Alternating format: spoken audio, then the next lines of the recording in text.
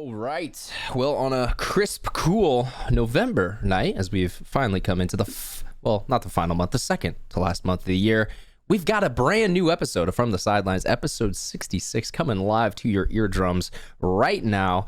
We got a special guest on the show, but, you know, as always, we're going to bring them in just a couple minutes later on into the show. We got to first talk about our hosts who are here every week. We got Steven Hatch to my left. What is up, man? What's going on, man? Had a spooky, nice weekend. Now we're back for another weekly episode. Dude. It is crazy to think about how long we've been doing this. And I think we could say weekly. I mean, we've had a year and a half of consistency at this point. So, you know, we're doing it. Make sure you subscribe to the feed, drop a rating, do all that shit. You know, you're going to get access to the show when it's ready. We'll talk about that more later on in the show. But let's bring in our other host, Brando Baird, sitting so quietly below me. What's going on, buddy? Hey, guys. Ooh, excuse me. Yeah, we're back. I'm chilly. I don't like it. Yeah, it went. We didn't get any autumn or fall weather, bro. It was kind of still straight hot, straight from 90 degrees 90, and then to 60s. Straight down into the chilling factor. So yeah, that sucked. But hey, California weather, what are you gonna do, guys? I mean, at least it's not snowing here. The amount of people I saw who were snowing and or trick-or-treating in like snowsuits yesterday to get around, it was crazy. That is not it, dude. Not it for me. It's not the move, especially if you're in California. Before we get into our guest, I actually have something that I need to talk about with just you boys first. You're getting called the fuck out. I love you guys. You guys should know that. You guys are the hosts of the show, and I mean, appreciate it a lot when you guys, give up your time, help out with the show. This is the most preparation work for a guest I think you two have ever done in the history of the show. Ever. What can I say, dude? And I love that because I know you love this guy. But let's do some more of this for the other shows because I know you can do it now. Because I agree. I agree. I feel like I've been stepping my game up a lot recently. I'm trying to make sure. I'm half-heartedly joking, Hatch. I'm half-heartedly joking, Hatch, because it was like this thing earlier today where I was like happily frustrated because I was like, well, okay, sick. Now I just got to bring my topics and we have like a packed show. Like I don't have to like do all this extra work today. That's awesome. But at the same time, I was like, well, now you can do this. Why haven't you done this before?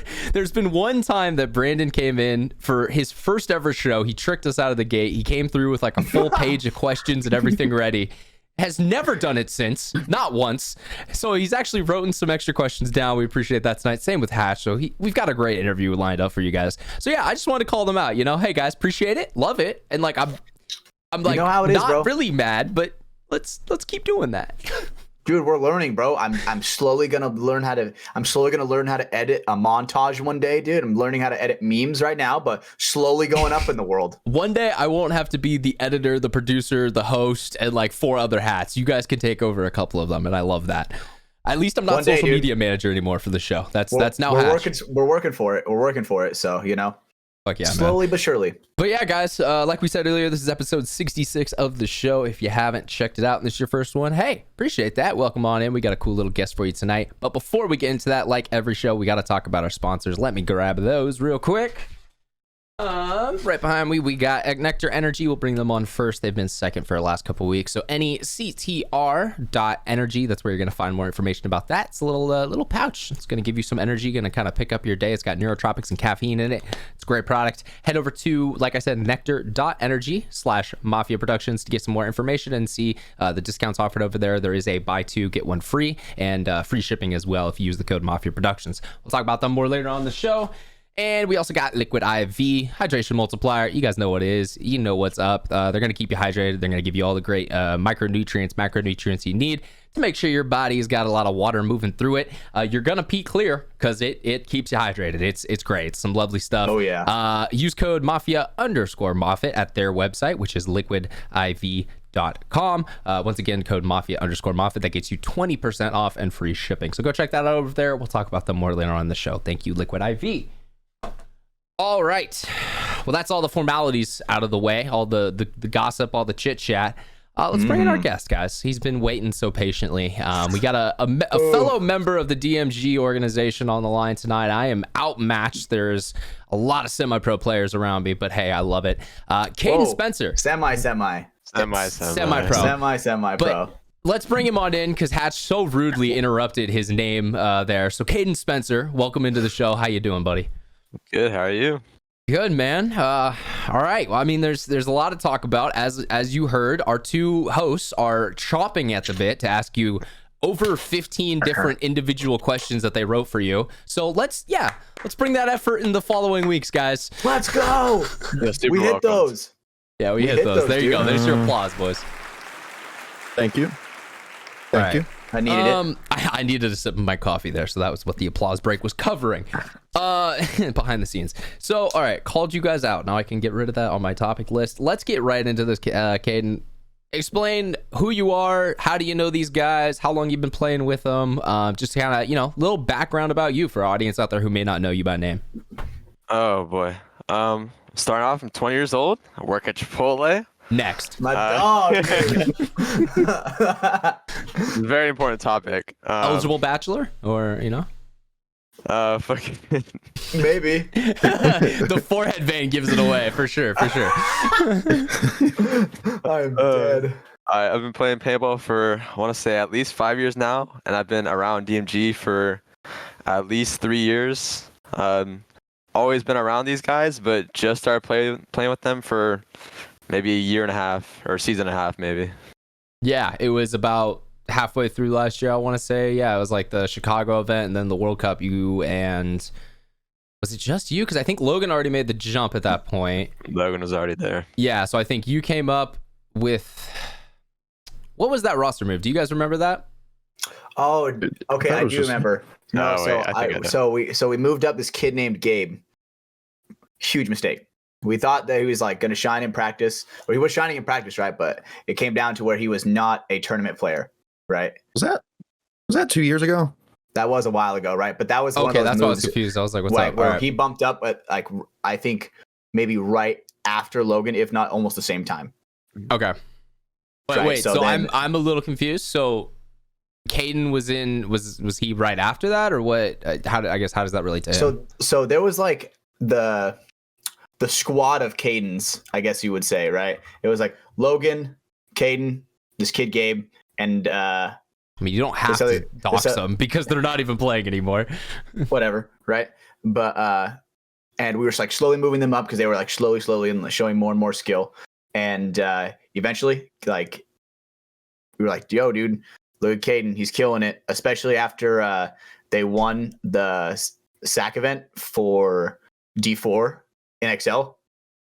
That was a huge eye opener because we're like, dude, this guy's playing out of his mind right now, And there were moments where he would continuously be in a low body situation, like make a crazy move, put the point on his back, and then just go and hit the buzzer.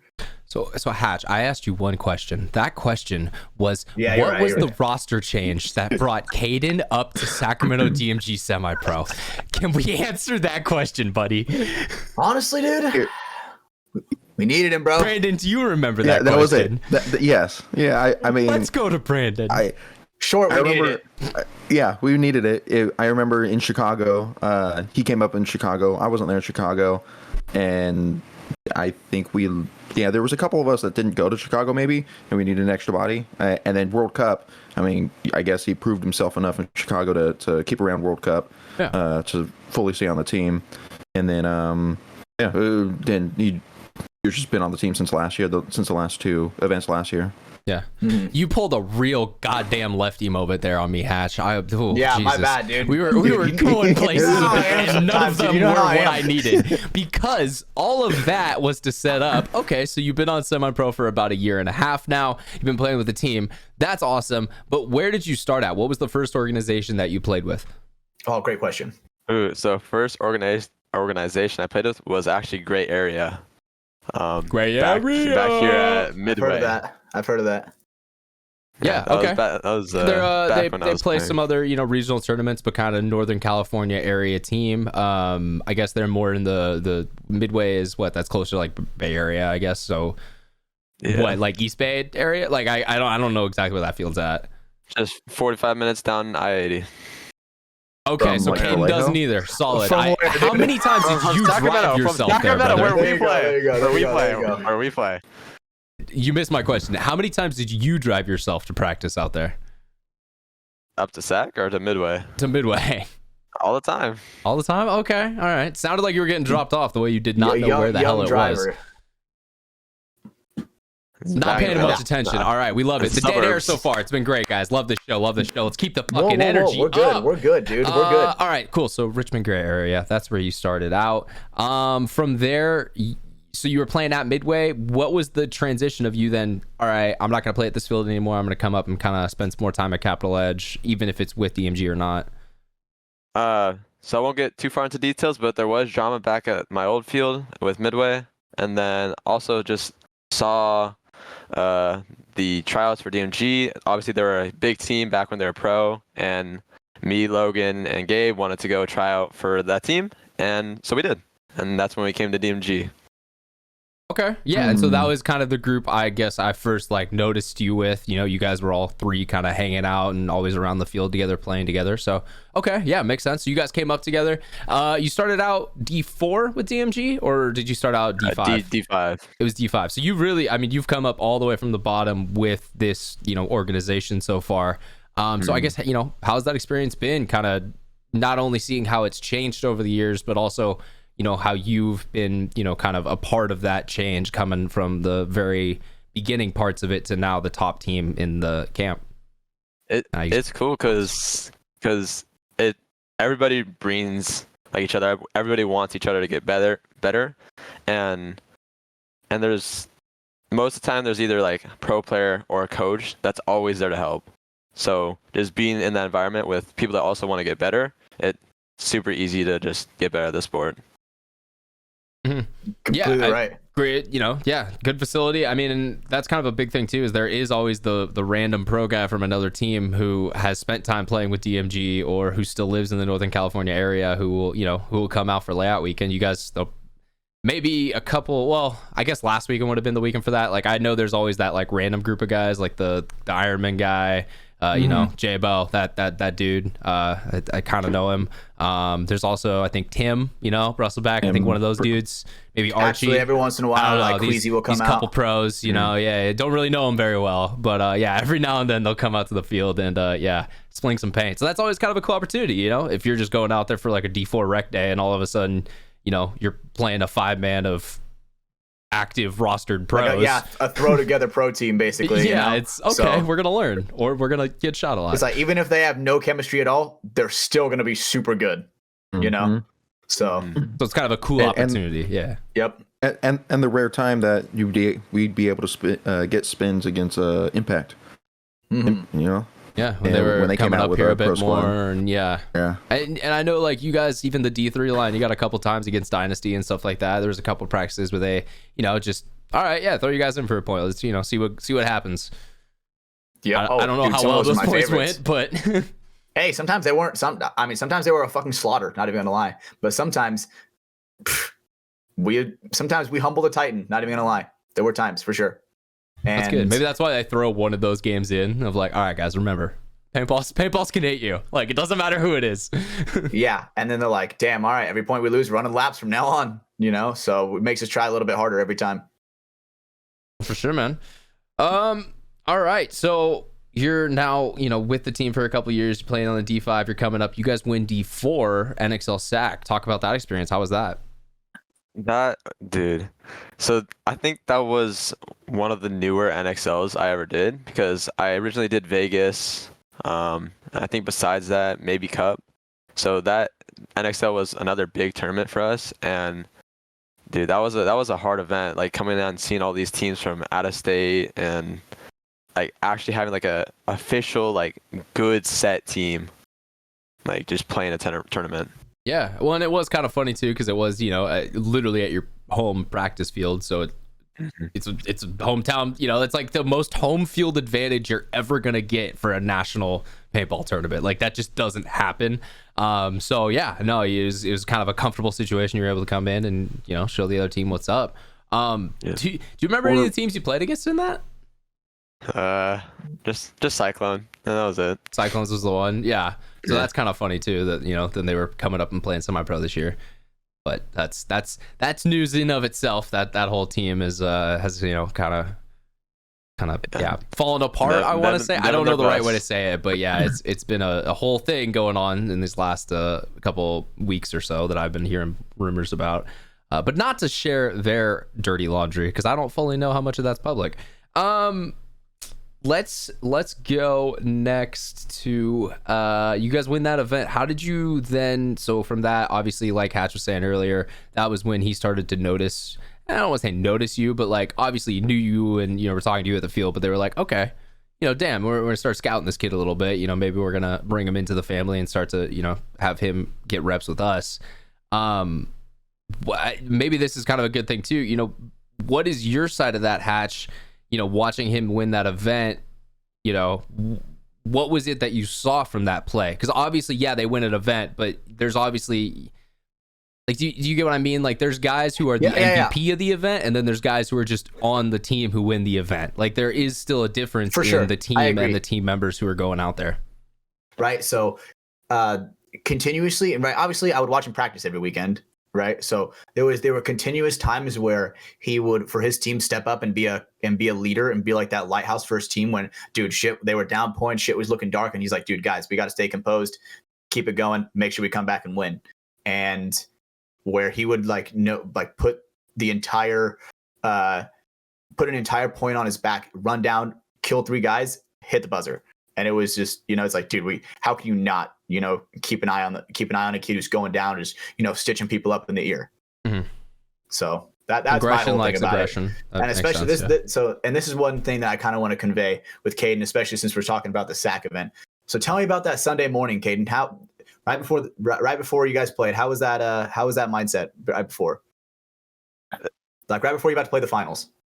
Dude, it was kind of rough because like my team, their head was not really in the game, but then having like not only you guys there around, but we were able to like fix our head, and like everybody was able to get like hype and focus and just as a group like calm before it was playing. That goddamn huddle. Yeah, that's what I was kind of trying to hint at, because I had to start off with saying it was terrible. Okay. Okay, I get it. So I like that. The thing is, right, that's the thing is that we would notice is, when you can kind of tell there's the difference between the one guy on the team compared to everybody else, right? And he was like visible. He's always the kind of guy who's like, yo, guys, let's keep our heads up. Let's stay motivated. Like we're still in this. And that goes a long way in my eyes, right? When everybody's like dropping their heads after a loss, and you're just like, yo, like keep your head up. At least we're still playing, right? People like that. They're such an asset. My type of people. Yeah. Well, because it's you, Hatch. Maybe so. No, and you completely missed my joke I made earlier. I said violence likes violence because that's you. Obviously, you noticed the dude who was going and stabbing and not giving a fuck because that's the type of play you do. It is funny to see, like, you notice guys who act akin to you. Like, I 100%, I notice the shit that T-Harm does probably a little more than I notice the shit that, like, Chad George or, players around him, Ronnie Deason or something does. Because when I look at Tyler, he's the similar height to me. So it's like, oh, okay, maybe I could do something like that. Or maybe that's how I could play a bunker like that in the future. Whereas, watching a guy who's 5'8", well, he can just not squat and he's playing his full body. And it's like, okay, I can't do that, so I'm not gonna, I'm gonna stop watching that. But yeah, so I think that's kind of maybe one of the reasons too why Caden stuck out and you guys wanted to bring him into your core, because it's a baby hatch a little bit. It's a snake hatch. That's a good way. It's a baby hatch snake. There we go. That's what I like to see, dude. Mm-hmm. That's what I like to see. And when you shine bright like a diamond, dude, even the darkest of tunnels can be lit. I don't know where that came from, but you know what? It's there. That was a random poll. Good job. I was visualizing it in my head, like no joke, like somebody pointing like a really like bright flashlight in your head. Is that what? Yeah. No, but I thought of that instantly as soon as I said it. But like a diamond in a train tunnel, get a really bright flashlight. Dude, that shit lights up the whole tunnel. Train tunnel. Okay. That's just what I envisioned. Sorry, my random side. We gotta get back on topic. Okay, so question though: what about a train tunnel makes it a train tunnel? Like, that's just a tunnel, right? There's tracks. So a tunnel with tracks. That's a train tunnel. The shape too. Yeah. Little like. Okay. An all right. arch. I was just trying to get the image, but I guess okay. I've seen the arches, but hear me out. I've also seen the squares. Hey, so I have no clue what he's saying. All right. So what's your favorite kind of train then? What? What the? Are we going into train talk? No, this is not train talk. We're not gonna talk about the 4148 steamer global engine and or some shit like that. Do you guys know the freaking? Speaking of train talk, I guess then. Do you guys know the one kid who gets excitedly happy, like autistically happy? And I don't mean that in a bad way. I mean that in his life is complete when he sees these trains. It's amazing. I love his. It's page. heartwarming. It really is, dude, because you can tell it's not fake at all. It is literally just genuine excitement and joy that he is seeing these trains. I do not know his name and I do not know his page, but I hope you guys know what I'm talking about.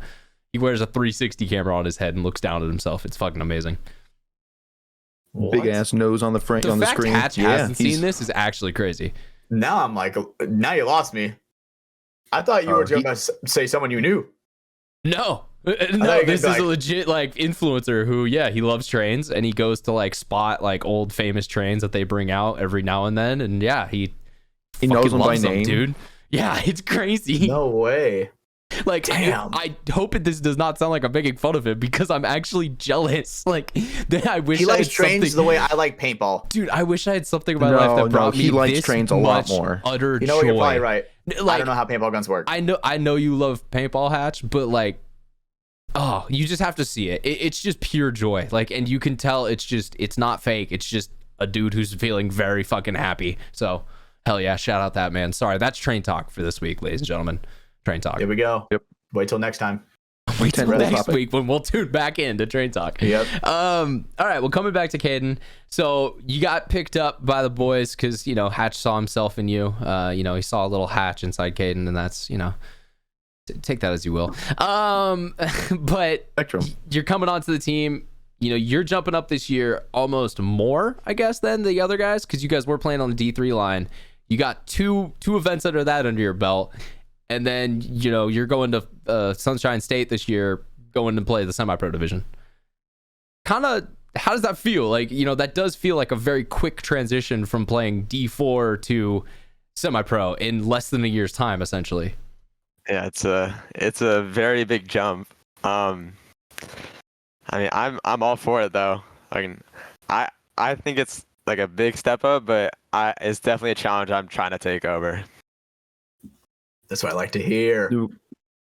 Were you how nervous were you going into it? Because during the meeting when we were told either do we want to play D2 or semi-pro, and we all just kind of looked around, we're like, fuck it, let's do semi-pro. We all kind of bought in. I was nervous for how much we actually have to learn. I don't know what the scale is there necessarily, but God damn, this man goes on PB Nerd and starts talking. I fucking love it. God damn it, I love you, Brandon. Hell yeah. Shout out, guys. Go listen to that interview, by the way. I know we talked about it last week, but Brandon's PB Nerd interview. Go listen to it. Jesus. Continue that thought. Sorry. And yeah, it's lost now. No, I got you. I had another place I wanted to go with that too. That I've been trying to hold on to too, because one of the things you said there, I hear from everyone. It's the blanket statement of, "Oh, I moved up a division. It was challenging. It was hard." What was hard about it? What is challenging? Explain to people out there how it is difficult to go from D4 to semi-pro, because I think a lot of people hear that term and they recognize that, oh, okay, it's difficult to do, but I don't think everyone necessarily understands why it's so difficult to do. Does that make sense? Yeah, I would say, well, there's a physical and mental part to it. For me personally, in the mental aspect, it's, wow, I'm not as good as these people, and that can be scary, or that's what would make me nervous. Mm-hmm. And the other mental thing is just, hey, I have to put in so much more work. This is extremely serious. We're at that point where you're almost pro, but you're not pro, and you have to put so much more work into the sport to be good in semi-pro. Yeah, so it's a little bit of kind of a confidence factor of a feeling I don't want to put words in your mouth, but maybe there was moments this season where you're like, I don't know if I should be on the same field as these guys, and maybe you'd have to work through that at different times. Yeah, and then just as a physical thing where everybody has their snaps down, everybody has their lanes down, everybody knows the game, knows what they're doing. Like they are all basically pros at the game. Mm-hmm. Yeah. Okay. So yeah, there's the physical. They're obviously better players with better fundamental and technical skills. But then there's also the because I think let's go to a video game reference. If you played a game for 1,000 hours, the maps like the back of your hand. What spawns what little nook and cranny you can jump into, all that shit. Exactly. But what I was saying from that, paintball's different, where our map changes. You literally can't have 1,000 hours on it unless you literally play it every single moment that it comes out, and even then you're probably not even close. So how it's not necessarily that the time on that field is more, it's just time playing paintball is more. And from that you learn those little things of how to pick up a layout, how to understand a game plan, and then even into the moment of shit's going down, what's the right decision I make right now when I don't fully know what's going on, but I need to make a decision. What's the one I make? Agreed. Okay. No, I think that's fair, because I think you're in a rare position. I think a lot of people don't go from D4 to semi-pro in that short of a time, and so I think that is valuable to kind of hear what, from at least your point, were the things that were standing out to you. Yeah. So when you were playing D4, yeah, sorry, did I freeze? A little bit, but you're back. You're back. You're back. Yeah, when you were playing D4 in the 2 tournaments last year with D3, were you, while you were playing, did you know everyone's job, everyone on your squad, right? While you're playing, do you know what everyone is supposed to be doing, if zones are covered, as well as where the other team is, what they're doing, what zones of theirs are covered, and then how to attack? Did you have all that painted in your mind back then? Because that's something that I'm picking up now this year, putting more effort into it, to where I know all 10 guys' jobs that they're doing and what should be done, and I'm not even there. It's tough. Yeah, it was definitely difficult being like a player coach or player captain, because I knew, okay, this is what we need, this is the play, this is where I want everybody to look, but that was basically all I had back then. It's okay, I want everybody to look this way so we have all the zones covered, but then you also had to trust that. Well, you had to trust that those jobs would be held. Let's say you were in the snake. Well, no fucking clue what the drill side's doing. You just gotta hope they're holding what they should be at that point, or doing what they should be. Yeah. Whereas I see what Brandon's saying. Whereas that next level up is being in there knowing, all right, those guys' 2 jobs were that and that. If I hear ball 2 from that side, it's probably something from here or something from here. It gives you that educated guess, where it's still maybe not a correct solution, but it's at least all right, it's kind of maybe that area, or maybe that area, or maybe they're doing this, or stuff like that. It just gives you more of the whole picture. For sure, because whenever I see my guy get shot, if I see my guy get shot from in his side, I'm like, dude, motherfucker must be an our snake or something, dude. Mm-hmm. Just little things like that. Yeah, but seeing if your dude who's walking by the 50 throws his gun up in the air or something like that. I don't know. That's just something that I've heard some teams do. If he's just bird dogging him as he's walking by. That's what I do. Not even gonna. There you go, Ken. You're gonna catch extra. I hope you know that now. No, you're good, dude. You're good. He's used to it, dude. He's used to it. Being our snake guy, without a doubt, he's used to it. And you saying you get ran down a lot? Is that what you're trying to say? No, what I'm saying is, Caden's the guy who runs people down a fuck ton, and you get punished for that, Ouch. So, yeah, exactly. No, okay.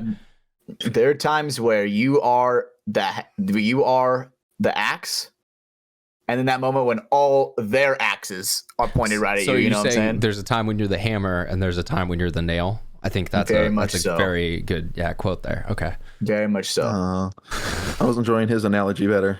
I like hammers and nails. Multiple axes, dual wield axes. I was also referencing a Day to Remember song, but all right. Oh, of course. Oh, There you go. Now you get it. That one. I knew that one was coming from a mile away. Because ever since we put that playlist together, of course that's been on my playlist, Ryan. That song's good as fuck. All right.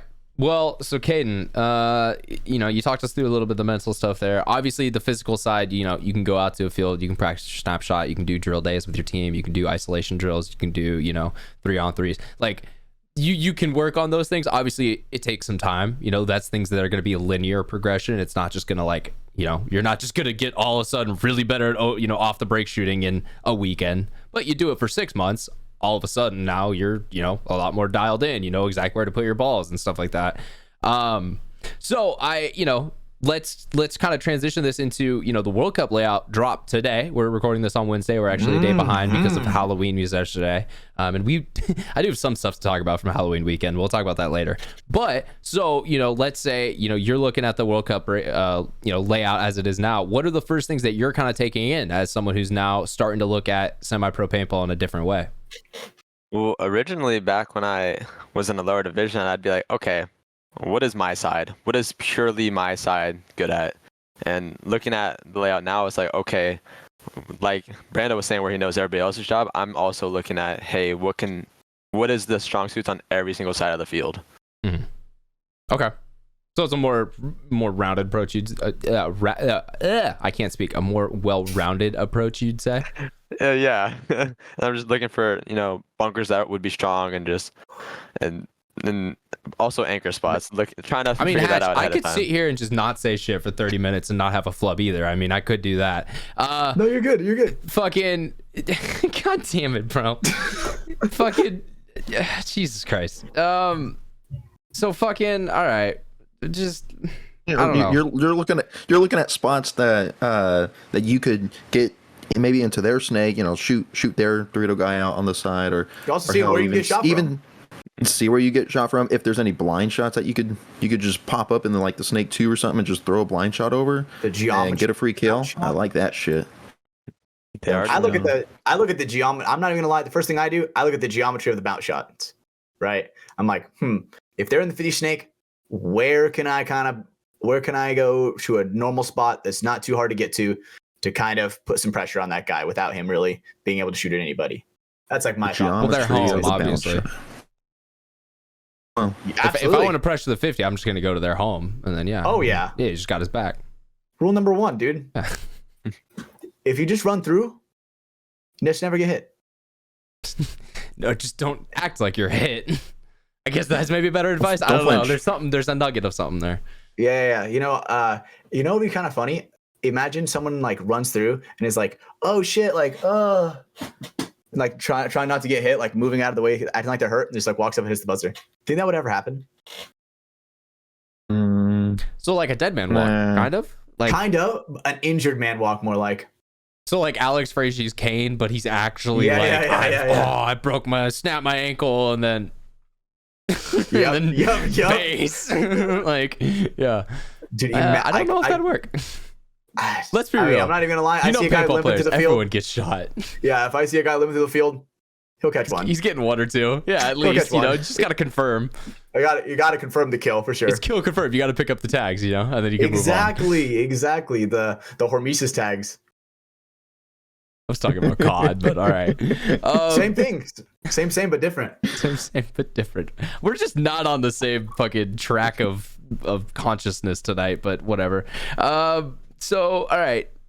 Like we were saying with this layout, that dropped, World Cup. Is there anything else you're seeing from this? I want to talk specifically about the World Cup layout because that is actively out now and that this show will come out before the event. Have you guys looked at it at all? Absolutely. Oh yeah. I'm about to pull it up on my phone right now. Okay. I've been looking at it all day. So I would say the biggest things from it is fuck Jason again for making bricks the 50s because now no one will get any footage from those because, well, you can, it always blocks out some type of angle. But those will be payoff bunkers people will be trying to get to. How much they'll pay off, we won't fully know, I guess, it's until so we hard see. Because...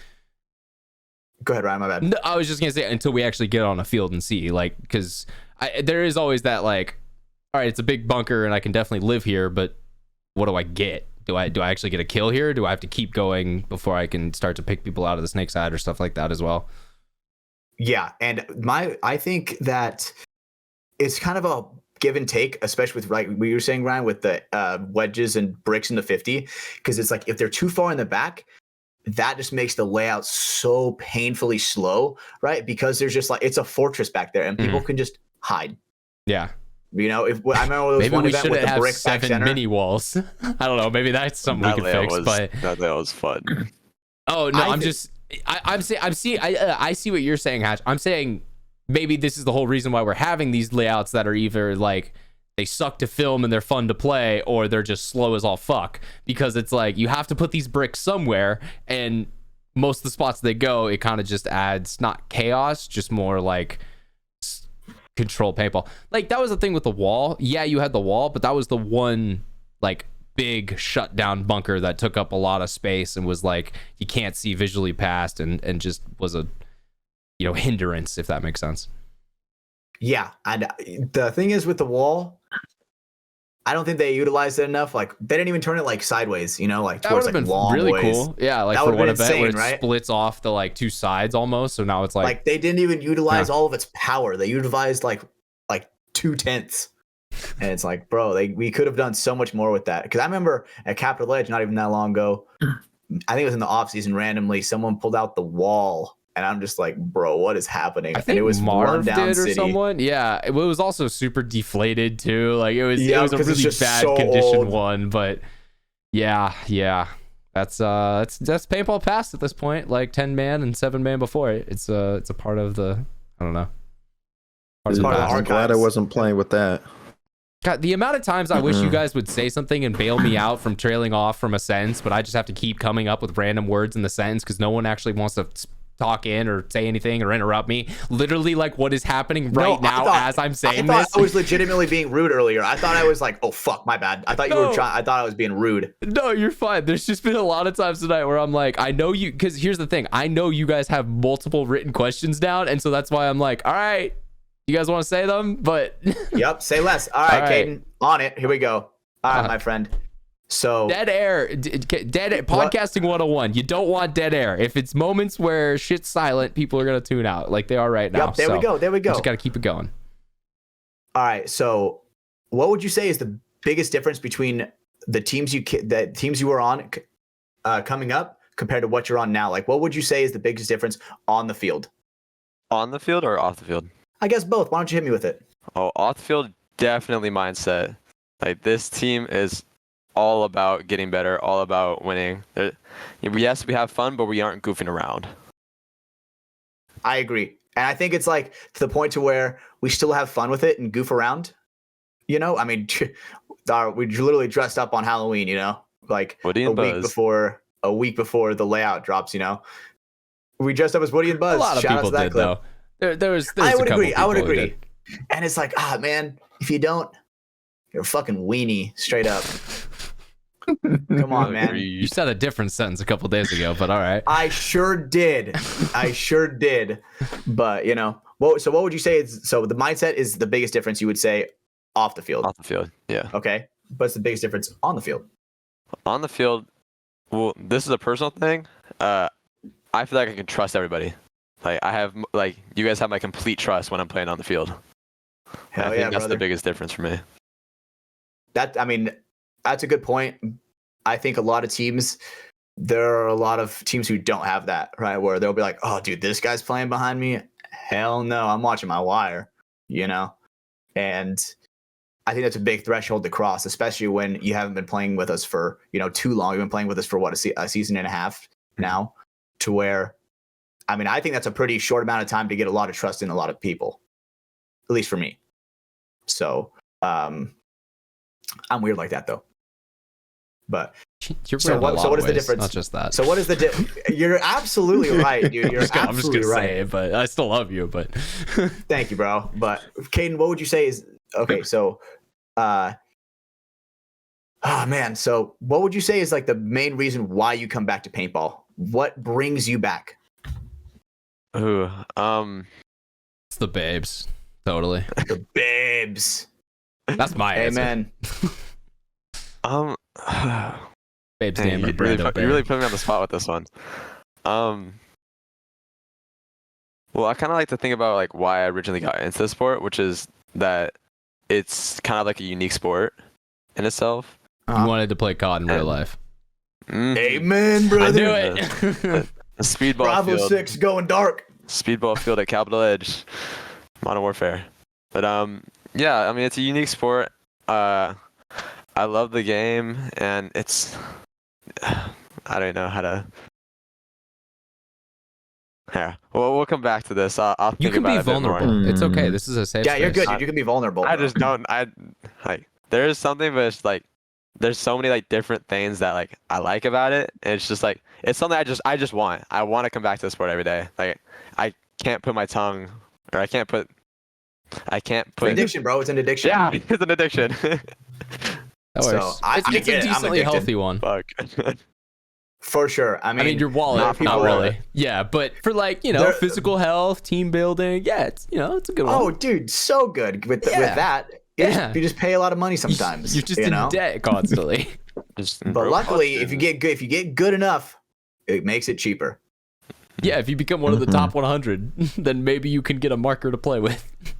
There you go. Great advice, yeah. Ryan. So that's the goal to shoot for. God, So for me, we gotta get these free guys marker. some money, bro. We gotta get the pros some money, man. It is so I agree. sad.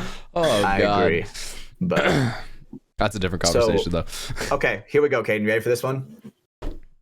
So for you in paintball, who is like the person that you can look up to, and who is the person that you would say is your lighthouse when you're like, okay, this is the guy I think of when it comes to bringing me into the sport, being around it, to where I don't even know how I would really word the question myself. Who's your father? Besides, I feel like that's what you're saying.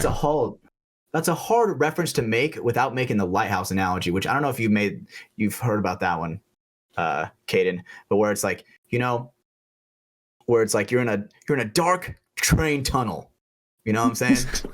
Back to the train tunnel, bro. I'm telling you, it's just a tunnel. It's just a tunnel with train tracks. That's all it is. Train tunnel. Okay. But you're in a train tunnel and the light at the end of it. Who is that light for you, Caden? Well, to be honest, he was just talking to me. What? What the fuck was that, Caden? No, but for real though, Hatch is that quote unquote lighthouse, or that little diamond in the tunnel for me. Yeah. There you go. The diamond. Okay. No. But yeah. So okay, your answer's Hatch. All right, that's a valid one. No, it is. I think he is for a lot of people. I have to say, it is funny when you said the lighthouse. I instantly thought of Tall Paul. I don't know why. I just was like, lighthouse, tall things, Tall Paul. There we go. Like, dude, that's what we should have been. That's what it should have been for a Halloween. It should have been a lighthouse. That would have been amazing. Yep. I mean, shoot, that's a good segue, dude. I mean, we talked about. I guess we want to talk about Halloween real quick. The Halloween practice. I mean, we can talk about that. I was gonna save that for later because I've got some topics and stuff I want to talk about too. But we're in the kind of the this is the interview section from the sidelines. You know what? You're right. It's the Katie show now. The invisible menu that we got. The invisible menu. Invisible menu. Maybe not menu. Invisible agenda. Invisible planner. Is that what I'm thinking? The timeline. Yeah. Boom. There we go. There you go. All right. Yeah, first half of the show, we wanna see what's up in the world of Caden Spencer. But yeah, okay, man. So. You joined the team, like Hatch was saying. You kind of saw him as like the supporting figure. Dive into that a little bit more, though. So what are those reasons? Because a lot of people in our audience, they may see Hatch in the field or something like that, but a lot of our guys, they don't. They're from different states, different countries. Why do you kind of look up to him? Well, so Hatch has always had this kind of like bad like image for like the lower people that was back on my original team. But I never really saw that, because for me, Hatch was always the person to like pick me up, say like, you need to get better and I want you to get better. And Hatch is always the person for me where it's like, hey, like, you're good, like, we're gonna keep working on it, like, you're doing great, like, even if you fall back down, we'll keep trying, like, we'll do better. And like Hatch is like almost at this point almost like a big brother. Yeah, I think Amen. I think a fair, kind of valid and true thing that you need to add, though, the main reason being is because Hatch is just honest. Hatch does not lie. He does not sugarcoat shit. He does not beat around the bush. If he thinks you try did not to. shitty, no, True and but that's one of the things I love about you most, brother, because you know it's real. If he says it to you, it is truly what he is feeling. And yeah, there's probably some of your teammates who I could see in my mind who probably didn't fucking like that at all. But, you know, it's, guys like you who saw that it was, you know, trying to be constructive and trying to actually like help critique you in a way that's going to help make you better. You know, you're growing from that. And yeah, I think that's awesome, man. I'm probably not the best at delivering it, realistically. No. You know? No, yeah, I can't defend you there. No. But it is real. Like, it's not fake. I think Brandon can echo that a little bit. It's 100% Absolutely. hatch in like every time. Hey, That's a valuable thing it's in raw today's hatch. world. Yeah. what can I say? The chicks love hatch raw. But anyway. So here we go. This Forgot is to a cut question that out for this is a question the that tea I've been person. waiting for. This is the question I've been waiting for. So there was a moment after Chicago where something in your mind, like after the Cyclones match, bro. Tell me about that. He's wanted to talk about this since it's happened. I'm sorry, I Caleb. have. Put me on blast. I'm not trying to put you on blast. I'm trying to dive into the Caden psyche and see what it was like. Because, dude, I've had plenty of moments like that, without a doubt. This is So no I'm longer just- a podcast. It's actually a therapist meeting. So Hatch is actually your psychologist now. He's diving into the psyche of Caden. Gotta hit the cross leg. Yeah, let me sit. Yeah, there you go. Let me sit. I'm gonna sit Actually, if you could crisscross just go applesauce. lay down on your bed for us real quick. We just want you in a comfortable position. Yeah, that'd be great. Yeah. I think my headset can reach. Here. What How do the you fuck? how do you feel? Anyway, How does that make you feel? This is Yeah, so tell me about that, bro. what's the video? You're missing out. Exactly. Audio listeners, you're missing out. But Caden, tell me after that match against the Cyclones, where truly it was a fucking straight up embarrassing loss for us. Tell us about that. Dude, so after the Cyclones match, I genuinely broke down. That match, we got mercied, what was it, 0-4, 0-5? 0-5. Straight up 0-5. smacked.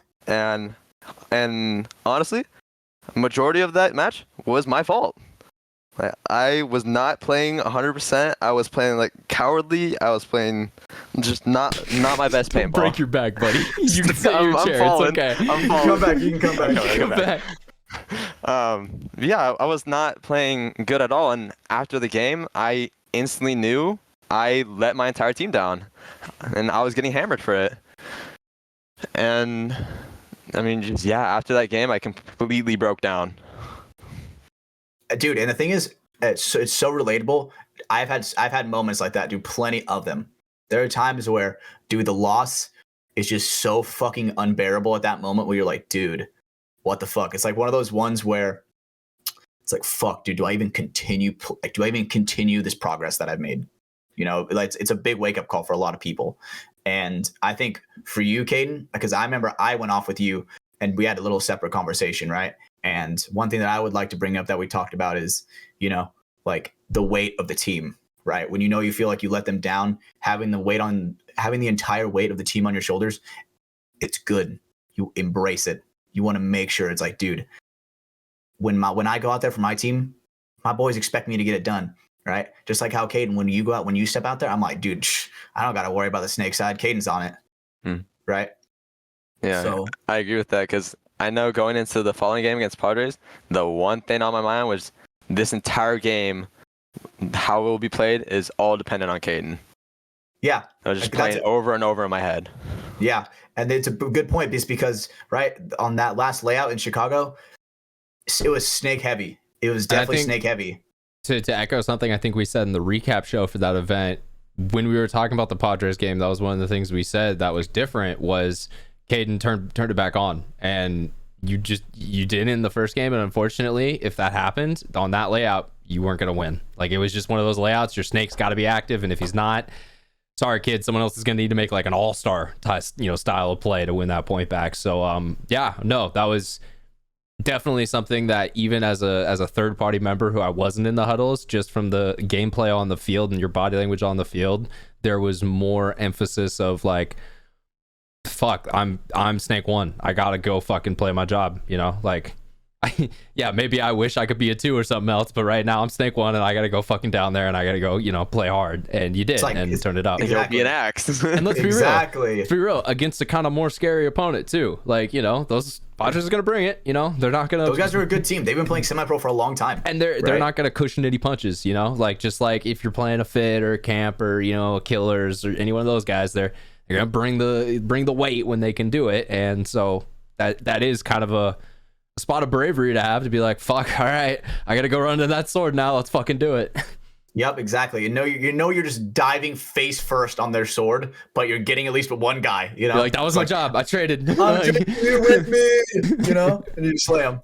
Yeah. So well, and you guys got it back too. There was that double bunker that I think you were a part of, right, kid? And you guys put it on someone pretty hard. I was unfortunately on the other side of the field. That was a juicy double bunker. I like that one. Okay. Well, I remember it, but I remember it though. I remember I tried to run away from Hatch because got scared for a second. Wait, you thought Hatch was someone else, or? Yeah. Well, I mean, when Hatch is on the other side of the field already, so you just saw movement and you're like, what the fuck? What's going on? All movement scary.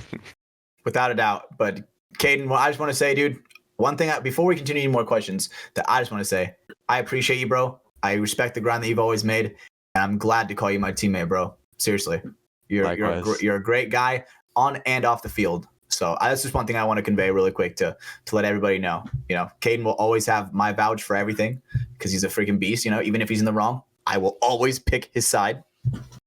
Yeah, Caden is pretty much Hatch's son, I would say, on the team. Like Hatch has 2 sons, Logan and Caden.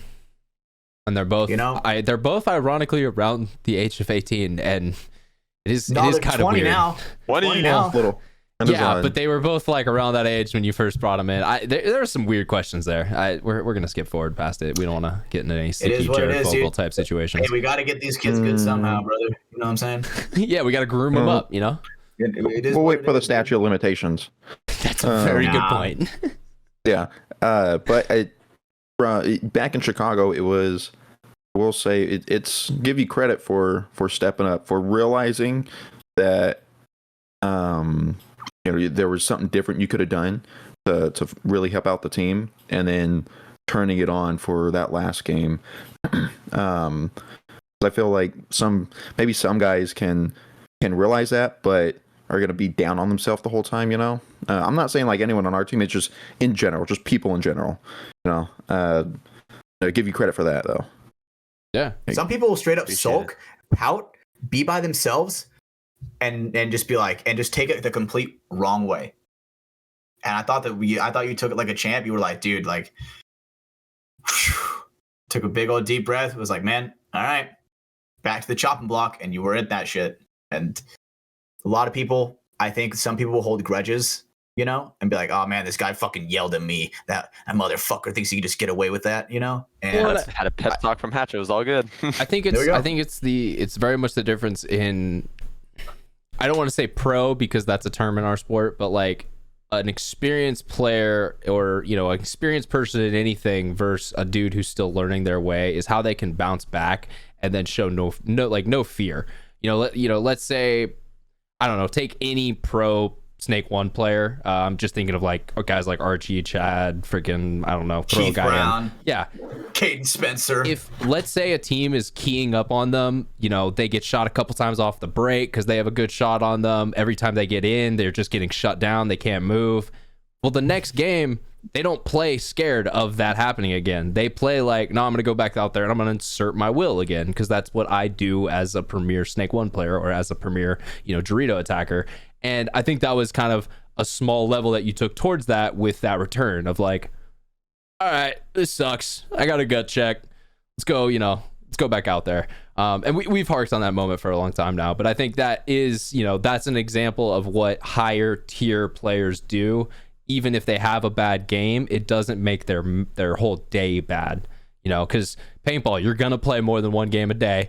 And if you're playing in the finals, you're going to be playing 4. So if you have one bad game and it fucks you up for the rest of the day, you're shooting your team in the foot. Now they're playing 4v6 pretty much. Basically. That's a great way to put that, the 4v6, because then at that point you're on their fucking team when you got doubt in your mind straight up. That's a Counter-Strike term. It's when you're playing a 1v9. It's when the 4 guys in your team are not helping you at all, and you're just trying to fight the other 9. I completely, I've played a lot of 1v9s in my life, That is so funny. That is a great reference, Ryan. I like that one. Yeah, that there is you go. Good one. Got you. Yeah, we got some good ones. Counter-Strike community. We've come up with some good shit.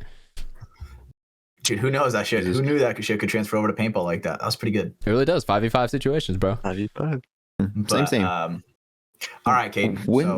So, you know what, Brando? My bad. Yeah. Let's let me take go. this. Let's let the Iron Man go. No. When did you decide to take paintball serious, really serious, and want to move up? Honestly, probably when I was D4. Like when I was D5, like I was playing, like I wanted to win, but there wasn't that seriousness to it yet.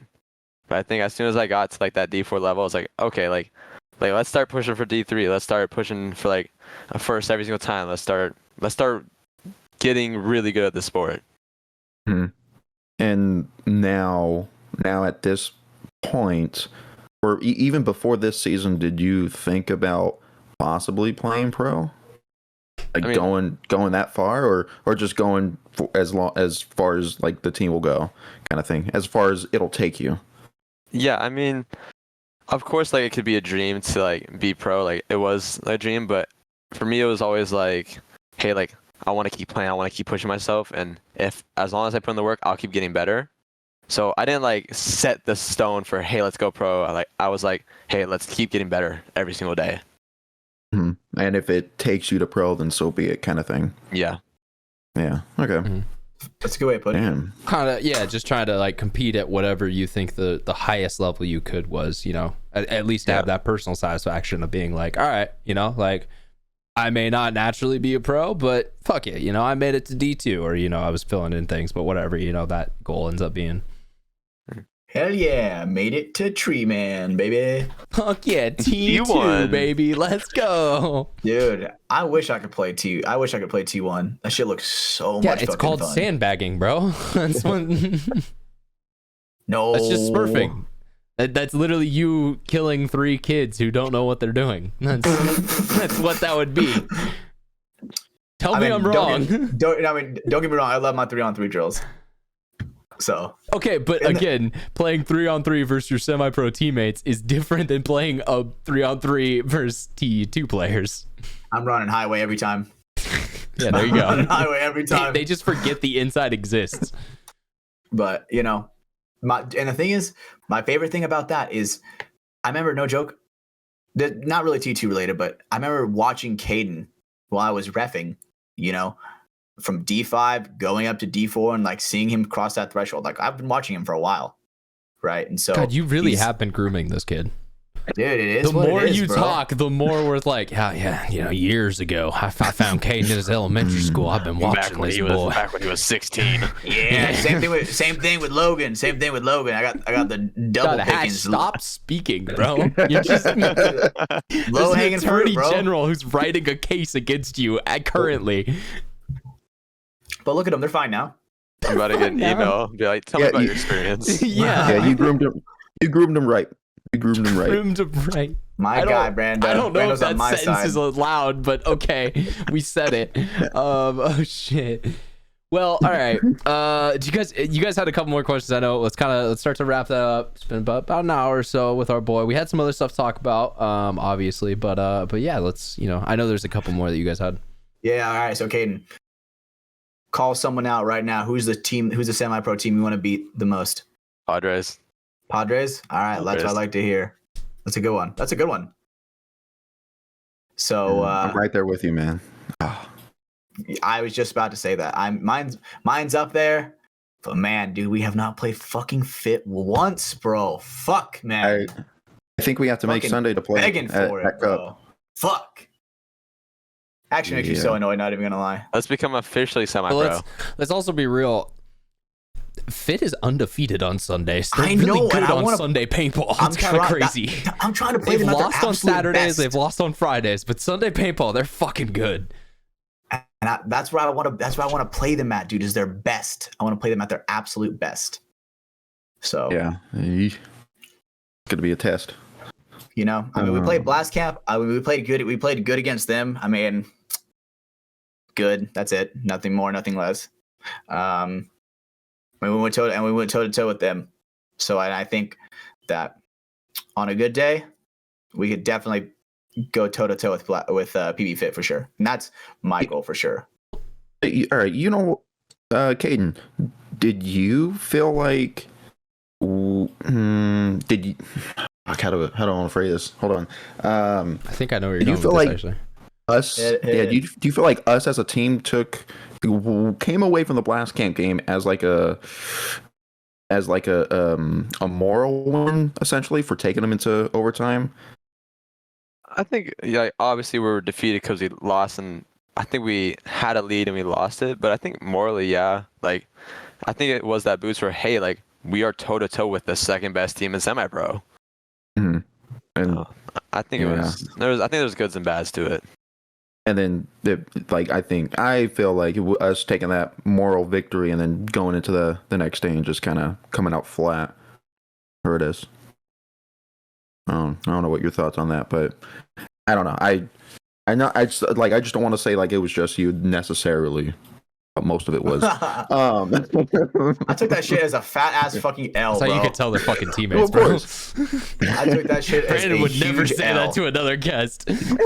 No, but luckily, thank you, Brando, for being so talkative this episode, bro. We needed you.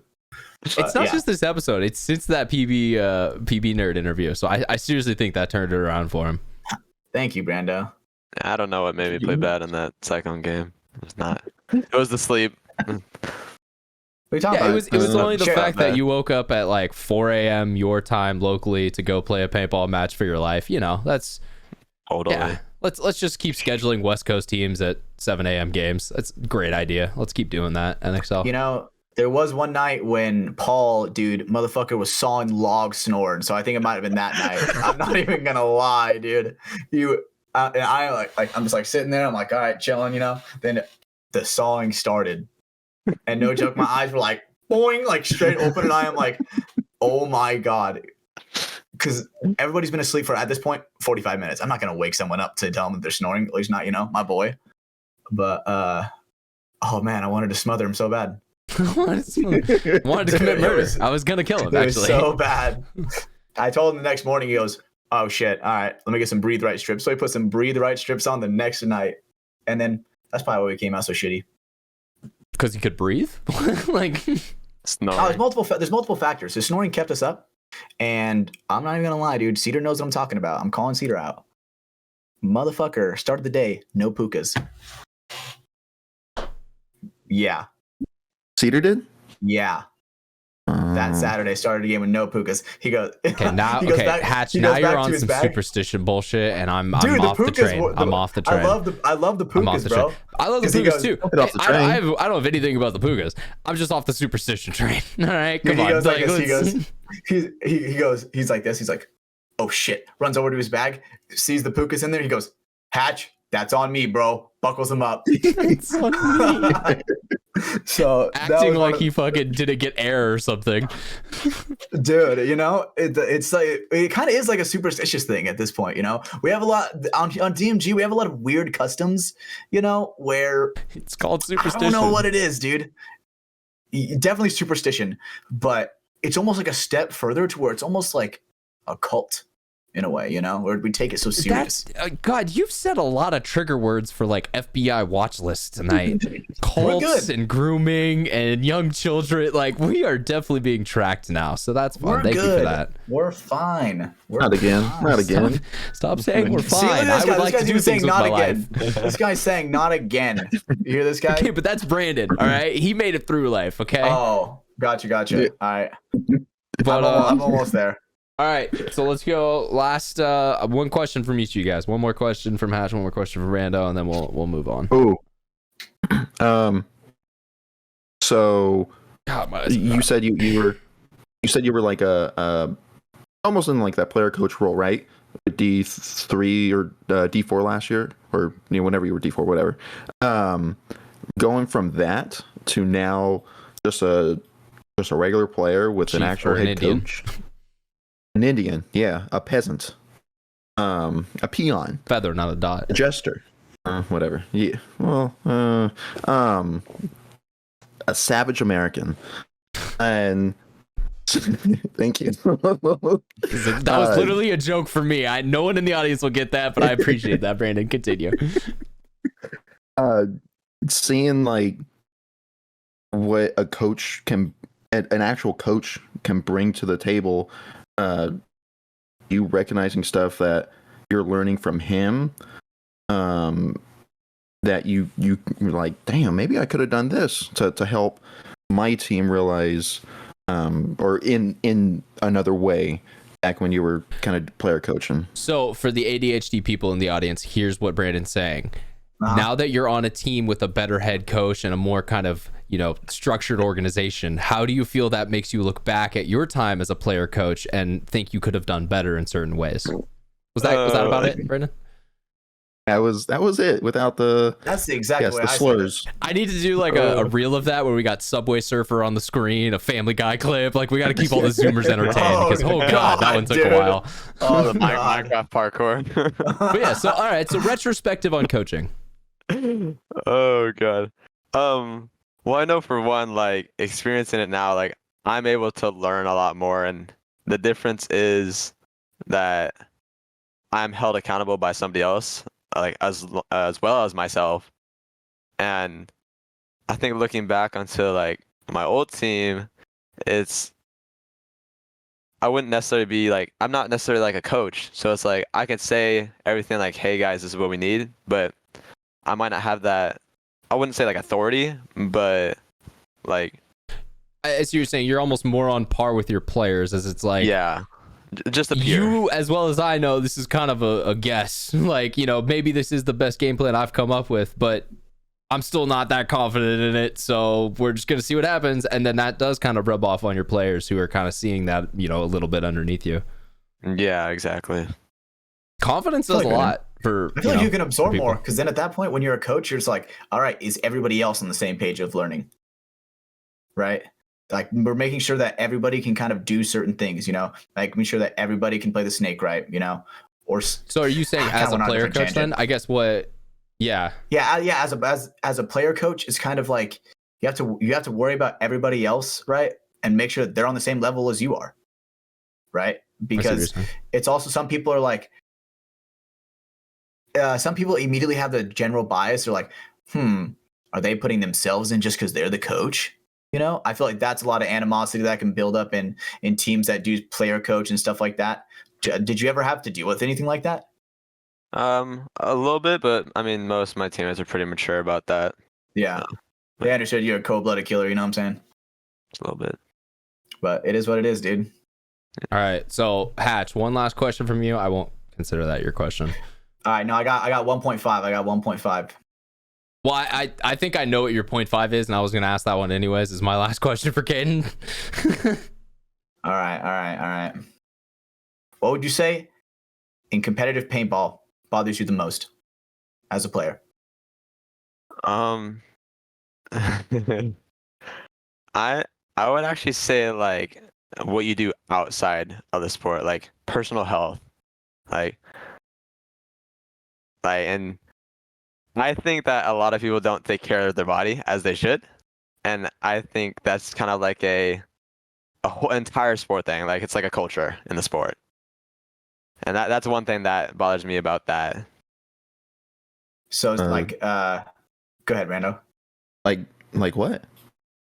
We're still 1920s Babe Ruth smoking a stogie in the dugout.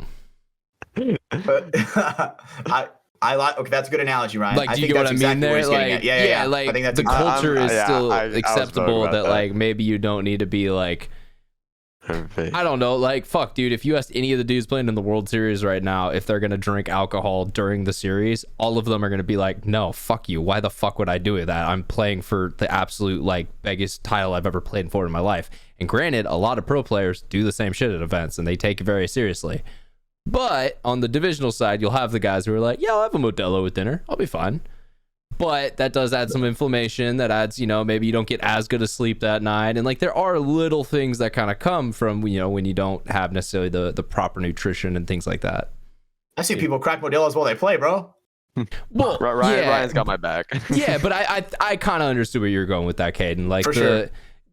Same thing with like the smoking directly around your teammates in the pits. Like, all right, if you smoke cigs, I get it. So much. Let's just not fucking do it in your bro's face. Like, like just little convenience, nice things like that. To the people who are also playing the game. Courteous, Yeah. Couldn't have said it any better. All right. Well, perfect. And then I want you to call people out. I don't have anyone to call out in my head right now, so I would if I could. All right, well, call him out, Brandon. Come on, you can't tell me to call someone out and then say. No. I'm not telling you. I'm telling Caden. I wanted Caden to. Yeah, I don't have anybody to call out. Say it with chest. All right. Damn, I'm calling out Logan. No, not really. I don't know why. It's just fun to call out Logie Bear. You know what I mean? Not Peely, bro. Not Peely. But so my last, and hopefully this is your half question, Hatch. But why do you fucking hold your gun the way you hold it? There it is. It's natural. Don't know why. I would You just change it. I would naturally change it like have I would it change in it your like that. bicep down here, kind of stall loosey goosey. We don't want to bring it, nice and tight. Hey, I still get kills that way. So is that? But honest question, is that just how you've held your marker the whole time? It's second nature. Gotcha. Okay. If I could fix it like that, I would. Do you see over your loader, like when you're shooting, you hold it so low? You're seeing over your loader. It's not that low. It's not that low. Yeah. Okay. Not that low. And I do see how that could have formed because you played the snake most of the time, and having that kind of side to you is a little nice because your gun's out a little quicker than if it was like directly lined up here or some shit. But it still looks goofy. Yeah. Every single photo that's taken looks terrible. Well, one of these days someone's gonna bless you up. That was, you know what? I'll say that was the first thing we noticed. We're like, damn, what is this guy doing? Oh no, it's a trend. Everybody at the field knows it. Yeah, everybody at the field does know it because Caden was the guy who would, no joke, fucking hip fire. Doesn't hold his number. I've had to embrace it. But at the same time, it's not as a hip fire as Dave Baines. Dave will literally hold his gun at his hip and just load a pod and just send some paint, and it's like, is that actually hitting shit? It is. Somehow it is. Dave Baines on a dot. There's a reason why they call that guy the beast. Too good of a paintball marker. It's crazy for sure. But oh man. But all right, okay. Well, Caden Spencer, thank you for coming on the show, man. We appreciate you, being kind of our guest of honor tonight. If you have, other stuff will come up, so yeah, maybe we'll ask you a couple more questions as they pop in. But we got some other stuff to jump into, other topics. It was Halloween weekend, so for all of our people out there, let's go. I hope you guys had a good time. I know these boys really want to jump into practice at the field, but I'm going to come in and I'm going to step in and I'm going to talk about Saturday night because it was before then. So I'm going to do this chronologically. Saturday night, I went to Ryan Doss's Halloween party. Him and his girlfriend, fiance. I honestly don't know. I don't want to say. I don't want to say it and be wrong. So one of those things. They're a relationship for a long time. They love each other, I think. But they were together. They threw their annual Halloween party. They do a lot of the time. So went over to that. Somehow I fucking won this. Don't know how that happened. So won best costume, which came with a prize pool of $80 and an Amazon gift card. So that was fun. Nice. Wore the same costume I wore on the show. The only difference is I stripped and I had a sweatshirt and I took that off and I did some shit on the ground and did a little performance. But hey, $80 is $80. We got to make our money. Nice, dude. So that was way less for way more. I would do way less for way more. Or way more for less. That's what I'm saying. Brando's so shocked. Yeah, I'll pull out 100 right now. Okay, we'll talk about it this weekend, brother. I gotta make some money, all right? No, but yeah, so that was kind of the start of the night. The other crazy thing that happened that night is about a couple hours after that, one of the guys was Average Joe's, so he was a dodgeball player, just like Michelle was out at the field. But he brought dodgeballs with him. We started playing dodgeball drunk because why the fuck not? That's a lot of fun. And so we start a game. Me and this other dude run towards the line and just straight up rugby smash into each other with our heads. Fucking I never go out, but definitely am on the ground for a second. Like, well, that fucking hurt. What the fuck? Damn, dude, rang your bell. And it was another dude who was, probably maybe a little bit bigger than me, like, just size wise, but around my same, build. And dude, just freaking took that on the head. My head was ringing all next day. Definitely had some light CTE, like nothing crazy, nothing major, but brain moved around a little bit during that. So that was probably the worst part of that night and the best part. So you know what it was, yeah. Just a little bit of scramblage, not too much, not too much. Some light CTE, yeah. Just light headache and light sensitivity the next day. You just walked it off. That's what I'm hearing. That's what I'm hearing. Just walked it off. Well, yeah, because it was also one of those things that at the time it didn't really hurt, but that was also multiple beverages and shots in. So it's like, well, you're not going to feel anything right now. And I literally remember saying, I was like, oh, because everyone's like, you okay? And I was like, yeah, I'm good. Like, nothing feels hurt or injured, but that's going to fucking hurt tomorrow. And it did. Nice, dude. What a good night. Yeah. So yeah, that was my Saturday night, and then went over to the field on Sunday. And that's where all you guys were. So yeah, we can get into that now a little bit too. We all got to dress up, dude. That was fun. Well, you know what? What were you, Brando? Tell me what you thought you were. I was some kind of ooh. You were some kind of what? No, dude. Did he know he just froze in the middle of that? No way. Yeah. Well, that's Brandon's look. I was one of them ooh woo characters. Yeah, there you go. Is it the robe that's behind you right now, Caden? One of them ooh woos. Yeah. I think you have the cloud thing on your chair or something. I don't know. Yeah. There you go. Yeah. Is that it? Was that it? That's from the robe. Yeah.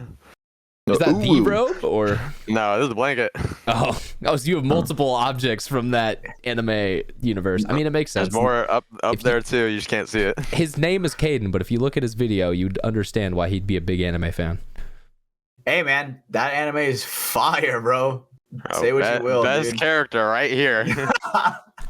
Like how Hatch steps over the slightly racist joke. But yeah, so Brandon dressed up. Well, okay, Brandon, what happened is he was going to dress up as Conway again for like the third year in a row. And didn't you bring out the Mighty Duck shit? I did. It was only second year. All right. Second year. Okay. I didn't want to ruin that. I didn't want to ruin my rabbi costume. I was a little upset about that too. Yeah. I don't. It's such a good costume. I love that shit. He wasn't gonna dress up. He wasn't gonna dress up at first. No, I was gonna put a jersey on, and I had my inflatable stick. Yeah, inflatable hockey stick and a Conway jersey. We love it. We could have had that puppy filled up. Caden came in and gave him some of his extra ooh shit. Why did you have that? I guess. Extra just in case. Yeah, he's like, damn, his hat's really gonna come in clutch with this extra costume, dude. Or that was just what Caden was planning on wearing the rest of the day. So I'm not fully sure, but oh well, it works out. So he's like, oh shit, that was my clothes for when I go home. The street clothes, just full robe. The mask on as well on the side of the head. Just chilling out. Well, yeah, fire like that. So Brandon was anime ooh woo. Caden, what were you? To infinity and beyond. Buzz Lightyear. And everyone knows what Hatch was because he was the same thing as he wasn't. So we had Woody and then Buzz, and I was I wore the DOS cop costume, dude. But I had a sweatshirt on most of the day because it fucking freezed down out of nowhere. It was definitely cold in the morning for sure. Like Brandon was saying at the beginning of the show, California went from being like kind of nice to all right, now it's just fucking cold out of nowhere. Yeah, and us Californians are not used to it. Yeah, we don't deal with that shit. That was not a fan. There was a moment at one of our Airbnbs for the media gang, and it was me and Christian. We were standing there, and we were both in like sweatshirts. We had a blanket on, like we were both hella freezing. And everyone else who was from the Midwest in the house was like in t-shirts and stuff, and they were just chilling out. And I looked over at Christian. I'm like, us coast people, bro. He's from Florida. He's like, they're hot tropical area. For us from California, I was like, bro, I can't deal with this cold shit. And he was just looking at me like, it's so cold, man. Mind you, it was maybe 60 degrees inside that house. Like, it wasn't that fucking cold, but we were just like, we're dying. It's been 108 all summer. Dude, in our hotels, when we put that puppy to like 59 as soon as we walk in, we're like, all right, about to Dude, get that freezing was one on of here. the worst events ever. I stayed with DMG. It was during one of the Rebirth events, the Chicago event that year. I ended up staying in, I don't know, one of the rooms. There's a couple guys in the room, but the main guy there was Dylan. Dylan loves putting the AC down as low as the hotel will allow you to put it, which normally is chill, because then, all right, you can put some blankets on, have a nice, like, kind of cozy night of sleep. I was sleeping on the couch without a blanket. So I just was freezing my fucking ass off the whole entire weekend. I may have slept about 8 hours that weekend, and everyone's like, Ryan, you look so tired, man. What's wrong? And I'm like, I'm literally freezing fucking cold the whole time at night. So yeah, that's probably one of the worst lodging experiences I've had in an event. Mike, our teammate, he likes to keep it so cold, dude. You could wake up seeing your breath in the morning. It's so goddamn cold. I don't fuck with that. Like, look, I like having it chill, we don't need to have a sauna in the house, but yeah, goddamn, doesn't need to be an ice box either. Because the thing is, once you pass that threshold of being a little bit too warm, that's when you start smelling the paintball, and that's not what you want to be smelling. That's true. It's like a fridge for the house. You got to keep all the bacteria growth from starting. Right? Exactly. You're absolutely right about that, Ryan. Absolutely. Because, dude, sometimes when paintball stuff gets hot, dude, smellier than shit. Let me just say that. Not even gonna lie. It can be, well, because it's got all the mud and crap and shit in it, plus your sweat, plus the oil breaking down in the paint, and it can be a whole ordeal. I will say though, we're pretty good about that, about doing our laundry. Like we have like a dedicated like laundry squad that makes sure that while we're handling everything else in the field, some dudes go do laundry. That's good. Yeah, laundry is important. I mean, dude, honestly, for me, it's just like because we have to wear the media shirts, and like, I only have a couple different pairs of pants. I don't have like one for every day yet or anything like that. So it just sucks when you have to like throw on the fucking old gear. It's got hits on it still, and fucking sweaty and cold. It's like, yo, dude. Yeah, or like the arm pads that you haven't been able to wash, and they're just kind of still sweaty from the day, and you're like, ugh, fucking, they're great. You already feel disgusting, and it's 7 a.m., and you're like, well, this is just all day now. This is my life. It's like, all right, I gotta get dirtier than what these are now for it to feel normal. Yeah, pretty much. Got some catching up to do. Point with your capital edge black hands, just everything is like tarred and rubbered up. Oh yeah. You just get pretty bad out there, Hatch, because you don't wear any gloves. Without a doubt, I do not wear gloves. Dude, are we also just doing a 2-man podcast right now?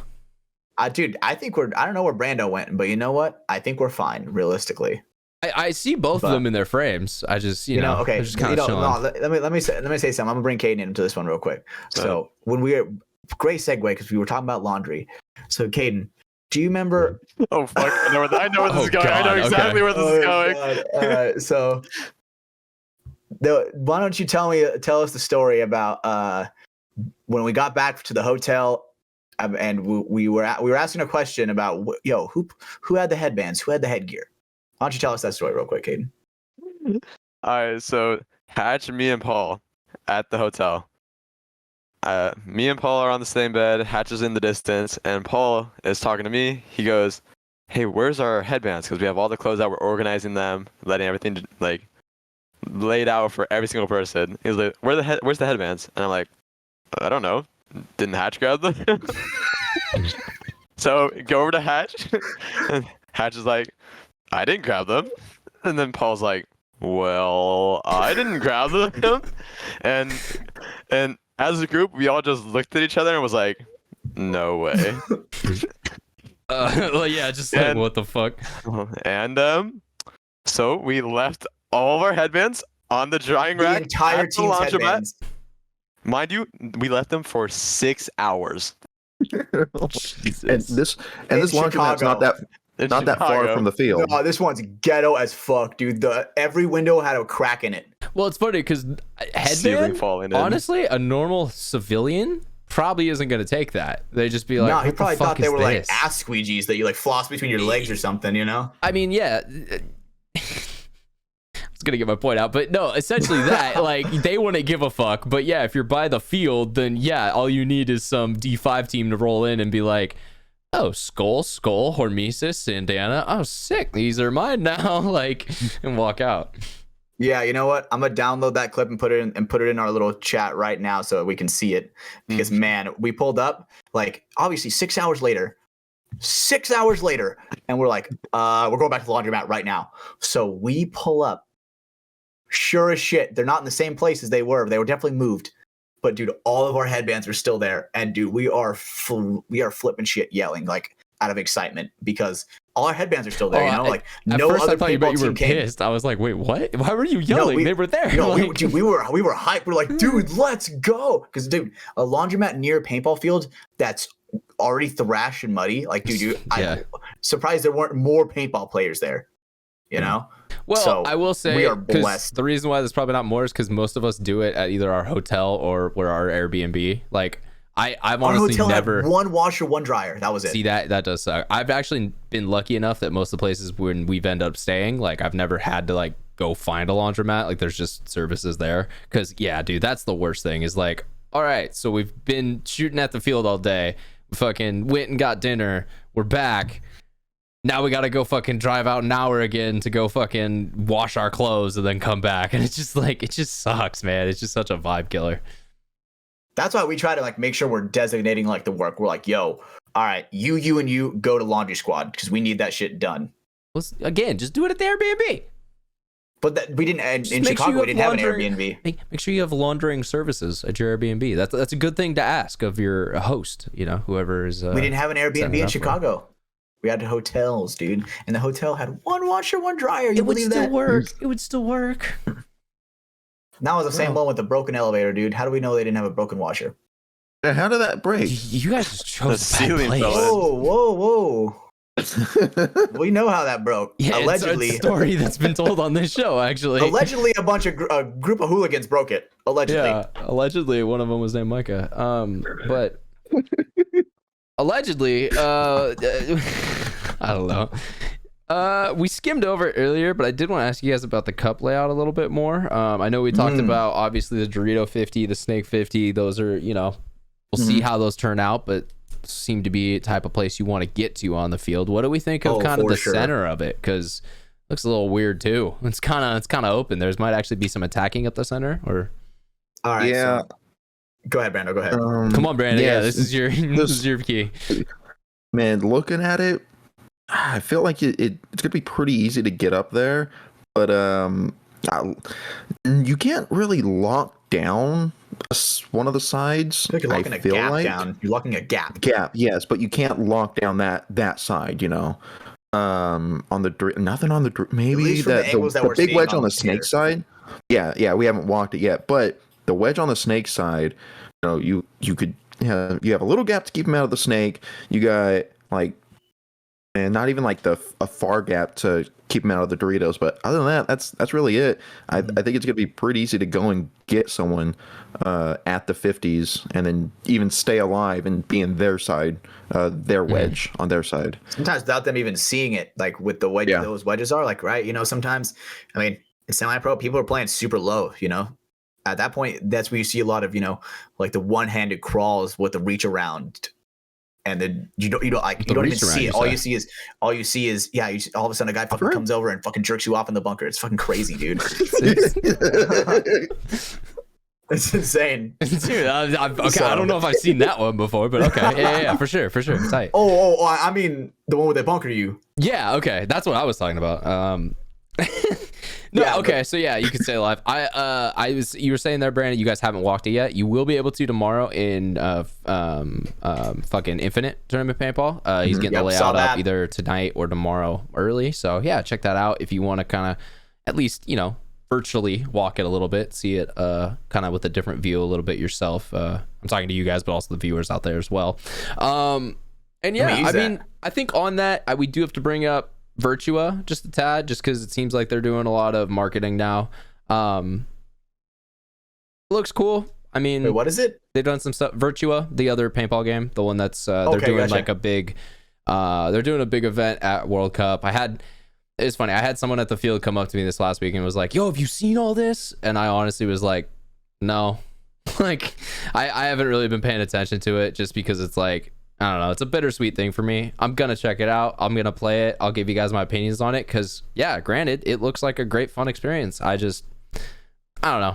Kind of got a sour taste in my mouth. It's like, why do we have to like Why couldn't we work together? Why couldn't we make something better? Like I just I hate the petty rivalries that always come about in paintball. Even for something as stupid as making a video game. What the fuck? Goddamn video Can't we all games. just get along? Like, how long is it going to be until Our someone makes another friendship. kid's book and then they're like, mine's better than Dan Shelley's? And it's like, fucking A, guys, let's just spread paintball. Like, I'm so tired of competition for shit in every, form of art or medium or facet of love paintball. I agree. I think it's like an ego contest, right? I love the competition in the game style, right? Oh, don't get me wrong. Yeah. When it comes to like the point to where people are like being like malicious and just straight lame about it, Yeah, like, I don't know. For me, it's funny when brands around the sport have beefs.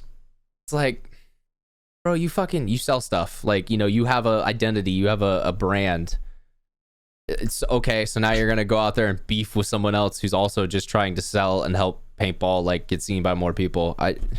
That shit just always just rubs me the wrong way, because I don't know, it goes back to the side of paintball that I really don't like, which is the very over competition of stuff that's outside of the actual field of play.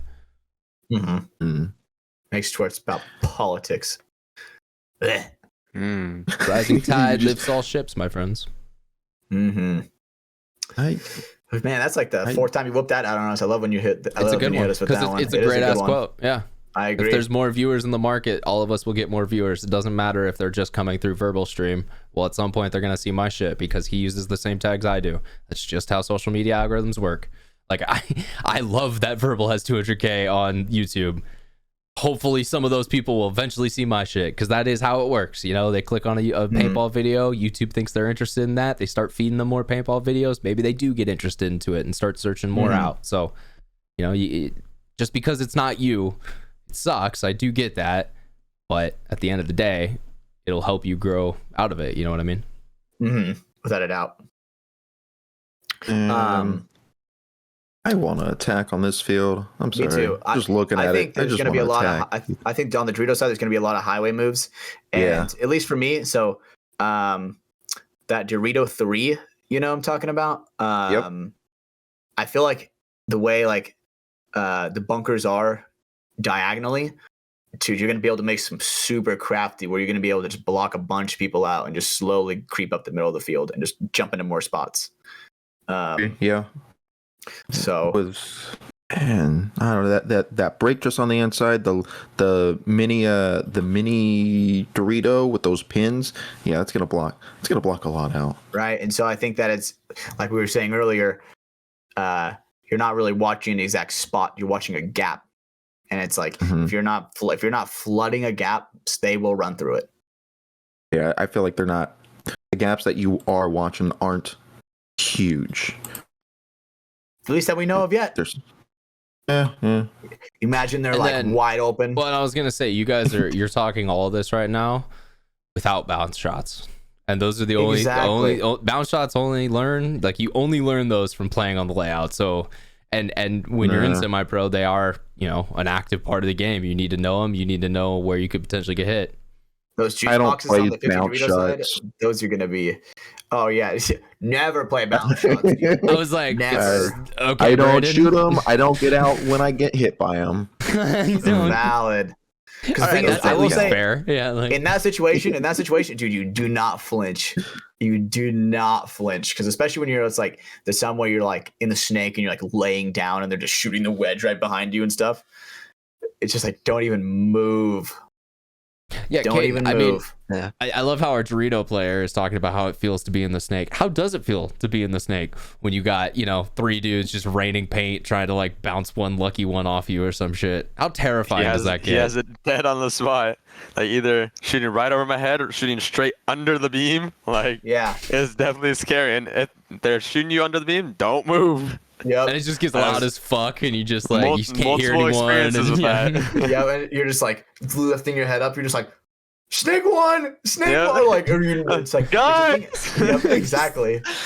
Especially because it's anyone there. You start knowing the geometry of the angles where you're like, especially where it's like, okay, this angle is really hot as fuck. Maybe this is the middle guy. Well, we would, but let's say the 50 brick or something, man, that paint is coming at me from an angle that's a little too close for comfort. Yo, maybe they're in the middle. It's coming in hot. You can tell when it's fucking hitting the bunker. For sure. Especially when there's like, they almost get you, right? Where maybe you stick out like a tag of your headband, and then all of a sudden you just feel shooting right over your shoulder. You're like, woo, that was. Or in Caden's case, his hair. Yeah, Caden's hair. Motherfucker needs a balaclava, bro. He's got the poofy ass hair. I wore it for the first time with Buzz Lightyear. We'll see if I wear it in the future. That is true. Hey, and let me tell you, that was the Space Rangers went primitive with that. They went in the past. When you get the new and improved balaclavas, dude. So I am gonna cut you off though, Hutch, because I was trying to talk about. So do you guys remember that layout earlier this year where they had the snake that was like a tunnel almost, where it was like the 50, sure. And then there was like the two sides of it. That was the Philly layout. Yeah, Philly. Yep. Caden, how crazy was it once you got up in that bitch? Because the amount of times I just saw paint flying everywhere, like on the pro field, because obviously they're just laying pods, they never stop shooting. It was just like zigzagging off the bunkers, bouncing to random places. Like, it was just ridiculous what some of that paint was doing in there. I mean, it's super scary, but like, as long as you're just in your bunker, you're pretty much fine. Yeah, no, okay. I guess I wasn't necessarily talking about bounces anymore. I was talking about that one in particular because like I felt like if you went on the inside of that, you were just at any moment in time you could die. Like there was just never a moment where you're like, all right, I'm actually safe now. Yeah, I don't really think I played the inside that much. I pretty much try to avoid it. So maybe that's why. Yeah, okay, yeah. So it was kind of a death pit. Because it's like Rundown City. It's basically like, oh man, I'm gonna concede my gun to the inside. Like, because if you're there watching the wire, you have to be on their side. Right, and then it's that point you're like catching the slippery move of the guy trying to come and get you. When you're kind of too close at that point too, yeah. Exactly right. Then it's like you're almost guaranteeing the trade too much. It was way better to be on the wire, like in the big brick wide area. Right. Yeah, at least the first guy. Even though they know you're there and they're just fucking coming everywhere all over you, it's like, what was that? Oh shit, dude! I knew that one. They're giving you the reach around. Yeah. When they give you the reach around, right? So when it's all over, you're just like, all right, now I just need to chill. When the cum has stopped coming all over you. Yep. Dude, that one was, you guys got me good on that one. Yeah, that was a pause moment right there. The mustard. No. Okay, we're gonna move forward. We did have one question on Spotify from last week, so shout out to, I don't have a full name, but Chris. That's the name I got on this one, so thank you, Chris. For anyone else out there listening who wants to get a question into the show, head over to the Spotify download for the show, and right underneath it there's a little tab that says, do you have a question for FTS? Leave it there and we'll answer it when we see it. So it kind of takes us about a week because with the release of the show and everything, but yeah.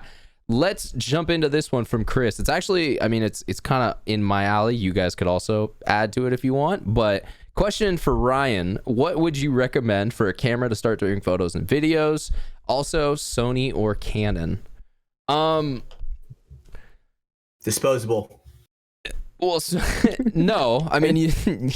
No. Yeah, don't go get like a Kodak disposable and think you're a fucking genius. Right. Although I did see someone who took the lens off one of those and put it onto a Sony, and it fucking looks amazing because it's like that old school look with the high quality sensor. Sorry, I'm going off tangent. The best camera and the one that I recommend is the one that you have. I don't like, especially for your first camera, it doesn't matter what it is. Because when you're using your first camera, you need to understand, how do I actually take a photo? How do I take a video? What is good composition? What is the exposure triangle? How does the ISO make the image look different? How does aperture make the image look different? How does shutter speed make the image look different? These are all things that you got to kind of learn and grow with. And so that first camera, I guess, to me, doesn't necessarily matter as much because your skills are going to be growing as time with that camera. So yeah, you may in 6 months get to a point where, okay, this doesn't have any features or anything that's kind of, like testing me anymore. Or I kind of feel like I could get more out of a bigger camera. Well, then you can make that upgrade. But for the first camera, I'm very worried about telling people to like, yeah, go grab a fucking, A7R or something, just, you know, start shooting, grab a couple G Master lenses, and now you're $5,000 in and you realize I don't actually like this. And then, you know, that's a big problem. So first camera, get a camera, whatever it is. You know, it can be a Canon Rebel, a fucking, you know, Panasonic G8 or whatever series they have. Sony, some of their, you know, like the FX30 instead of getting like an FX3 or something like that. Don't be afraid to get a, you know, a kind of an intro model, and then work on your skills. Work on, how do I edit? How do I make a good piece of video? And not just take it, but how do I, you know, add music to it? How do I do transitions nice? Like, there's so many things that you have to work on. So I guess, yeah, what's up? Sorry, like, yeah, I was gonna ask if you're saying like whatever camera you have, or just get an entry level camera. But you answer that. So that's what I'm saying. Like, well, okay. What are the basics of yours? Sorry, can you like, how much of that stuff can you do with a phone? Like, I mean, I don't know if someone doesn't want to necessarily drop any money, but the phone is always a weird one for me because it is a great tool. And just like as I was saying with cameras, you know, all a camera is it's a sensor that captures light and makes it into an image. You know, they're all gonna have pros, they're all gonna have cons. So yeah, an iPhone is great, but if you really do want to shoot with a, you know, DSLR or a mirrorless or like a body that's like that, having something that's more in that ballpark helps you learn the kind of ergonomics of that. Where's the shutter speed button? Where are dials placed? You know, how do I get white balance set on this? Like, where's the button for that? And those are going to be different with different manufacturers, different bodies and stuff like that. But it gets you kind of more into the, like, you know, where those might commonly be, and then from there, you know, you'll have to fine tune. Like when you get a new marker, you know, it's all similar. Like, we all know where the ASA is going to be, but maybe it's a flip dial instead of a twist valve or something like that. Paintball terms, I understand now. Yeah, there you go. So that's why I'm saying, like, you know, whatever one you can get, whatever, you know, something, you know, and yeah, you know, if you are out there and you have a budget and money's not an option, yeah, grab yourself an FX3, grab yourself, you know, a decent, you know, Sony lens, 24 to 70 or something like that, and just start shooting.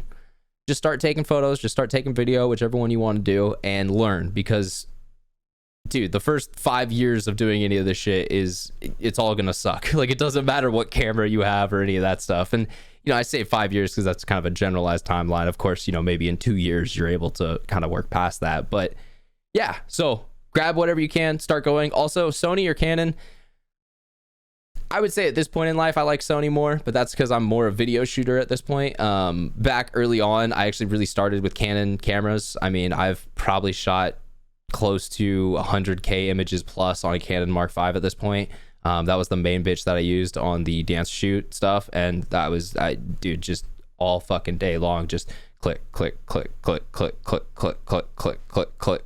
I even learned on that how to shoot with my left hand, because the amount of times that I have to be, so I'd be able to focus, zoom, and then hit the shutter dial with my one hand as I'm like holding the camera with the other. So fucking, you know, yeah, definitely spend a lot of time on those cameras, love them. But when it comes to like new advanced video features and all that stuff, I like Sony. So yeah, that would be my choice at this moment. Is Sony better at video than Canon, or? You saying that sentence probably triggered some people, because better is a very subjective word, because you know, maybe the autofocus is faster, but maybe the color science isn't as good. Maybe, you know, this can do more frame rate in this resolution, but this one, it can do a better color depth at that same resolution. Like, there's so many little differences and things that it's like, better is a very subjective term. I guess that's the right way to put it, you know, because I got you. You know, it's a CS3 versus a Lux. It's like, you know, that they're both high end. They both do the same thing. Point. It's just little minor details. Gotcha. Very much so. And also, let's be real, just like paintball turns, it depends on the person who's using it. You know, there's editors out there who are, you know, will take my GH5 Panasonic footage, you know, freaking Nate's FX3 Sony footage, and Rye Guy's R5 Canon footage, and they can make them look all the same and look all, you know, very good and cool in their own different ways. But that's because they have the talent to, you know, how to manipulate stuff and make it look like that. Yeah, I mean, it's art at the end of the day, and so much of art is learning how to create and learning how to make, you know, what you see in your head. So you gotta take the time to learn that stuff. I like that. Well, I guess So that was the Spotify questions of the week. I mean, That was a good one. You can use your phone. You always can. And Yeah. dude, and let's be real. The greatest part about the phone is like if you're fucking just, at the fucking field, you can grab photos and now you have that photo. Or, if you can grab a video and now, let's say whenever you fucks have kids, all right, cool. First birthday, I have video of my kid. Hey, cool. I have that video now forever. It's like, yeah, you don't need a fucking FX9 with like a $60,000 lens to shoot that because it's not needed. You're not going to sell it, but you want to have that memory as something to hold on to for life. So yeah, it's just different. Without a doubt. Damn, dude. Kids. Ew. God, you Now really what you were saying earlier. Oh, not yeah, that's true. It's actually probably good that you mentioned that. All right, chill the fuck out, Caden. All right, chill out. But being back to grooming. So yeah, you just throw into the chat something about Chipotle. I was just about to say that. Yeah, what? I got a little knick-knack in the back. What? What? All right, that's fun. Sounds like I'm not fully sure what he's bringing up. Make sure you guys are on the video. What the fuck? No way, you got a whole chicken sign? Chicken al pastor sign? What the fuck? Yes, So you stole that from your employment.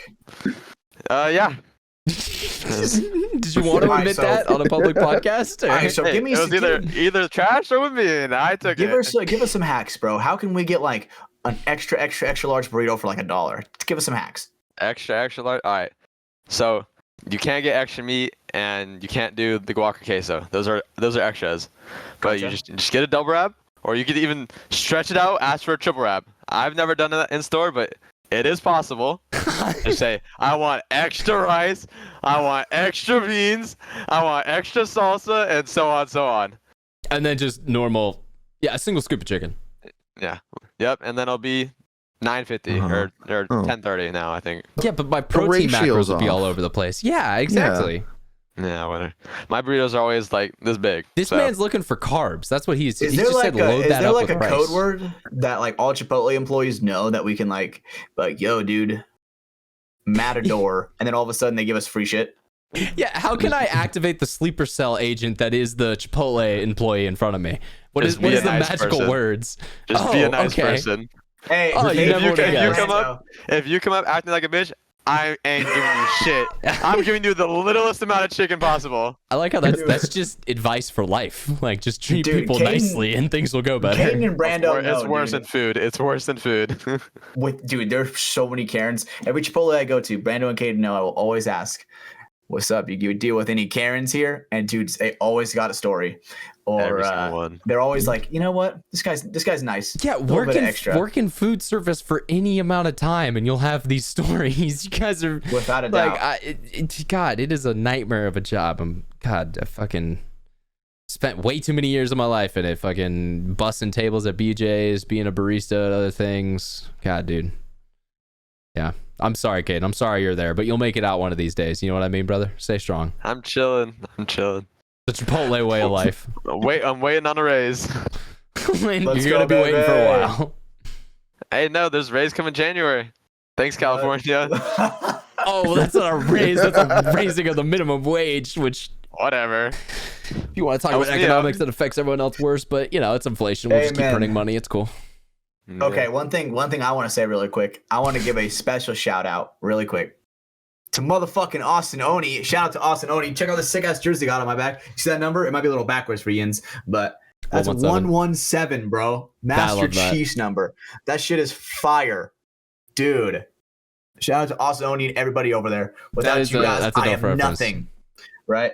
And what's the front look like? You want to see what the front looks like? It's just their logo. The same one I have on the shorts. The demon with the quad nods. The night vision. I know. Quad nods. I like this one, dude. I like this one. I like the cherry blossom one. That one's mine. Demons could see in the dark. Now we're fucked. It's over. Yeah, Austin Oni, they got some great ass design guys working over there. And also, I was gonna say this. Oh, okay. Someone else as well. No, but I was gonna say it sounds like they're gonna have some more people joining in because a couple of the teams in that area dropped out, but they also set you fucking Attack on Titan. What the fuck, dude? This is in color manga. Like if I am correct, that's actually kind of rare. Yeah, it's black and white. Manga usually. is not printed in color because it's very expensive. So it's like, dude, and it's hardback. Yeah, dude. Yeah, that's like a special edition thing because I think usually it's just black and white images. Yeah, no, you're gonna give us some like a super Spoiler naked warning. Titan, and we're just gonna get a monetization warning. But it's fine. It's fine if it's a Titan because they don't even have dicks or vaginas. They're good. I know, but you know YouTube, bro. They're stringy over here. Straight up, dude. It is so bad. But luckily, we carry on, baby. All Sononi. You guys are the best. Well, fuck yeah, bro. Dude, so awesome. I guess the other thing I was doing this week, I played a little bit of, there's a new game I'm testing out called The Finals. I don't know if you guys heard of that.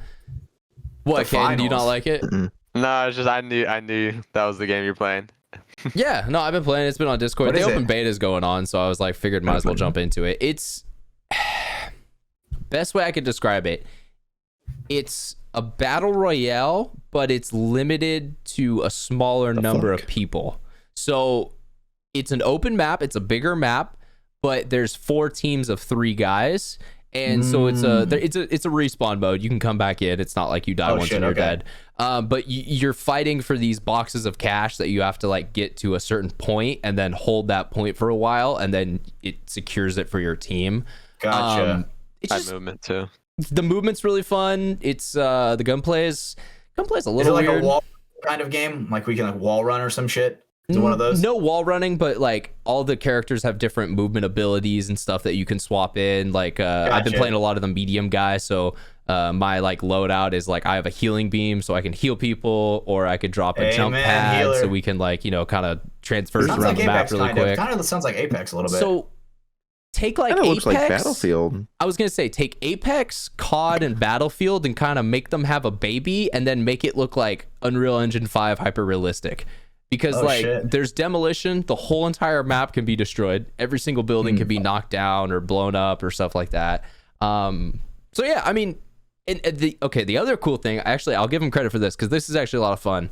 Their ranked mode, because the whole theme of it is it's like this TV show in the future, that it's like some gladiatorial combat arena TV show, and so they do these ranked mode called tournaments, where it'll be, your game of 4 teams of, 3 players. And then once you either win or lose, you'll either get knocked out or you'll move on to the next bracket.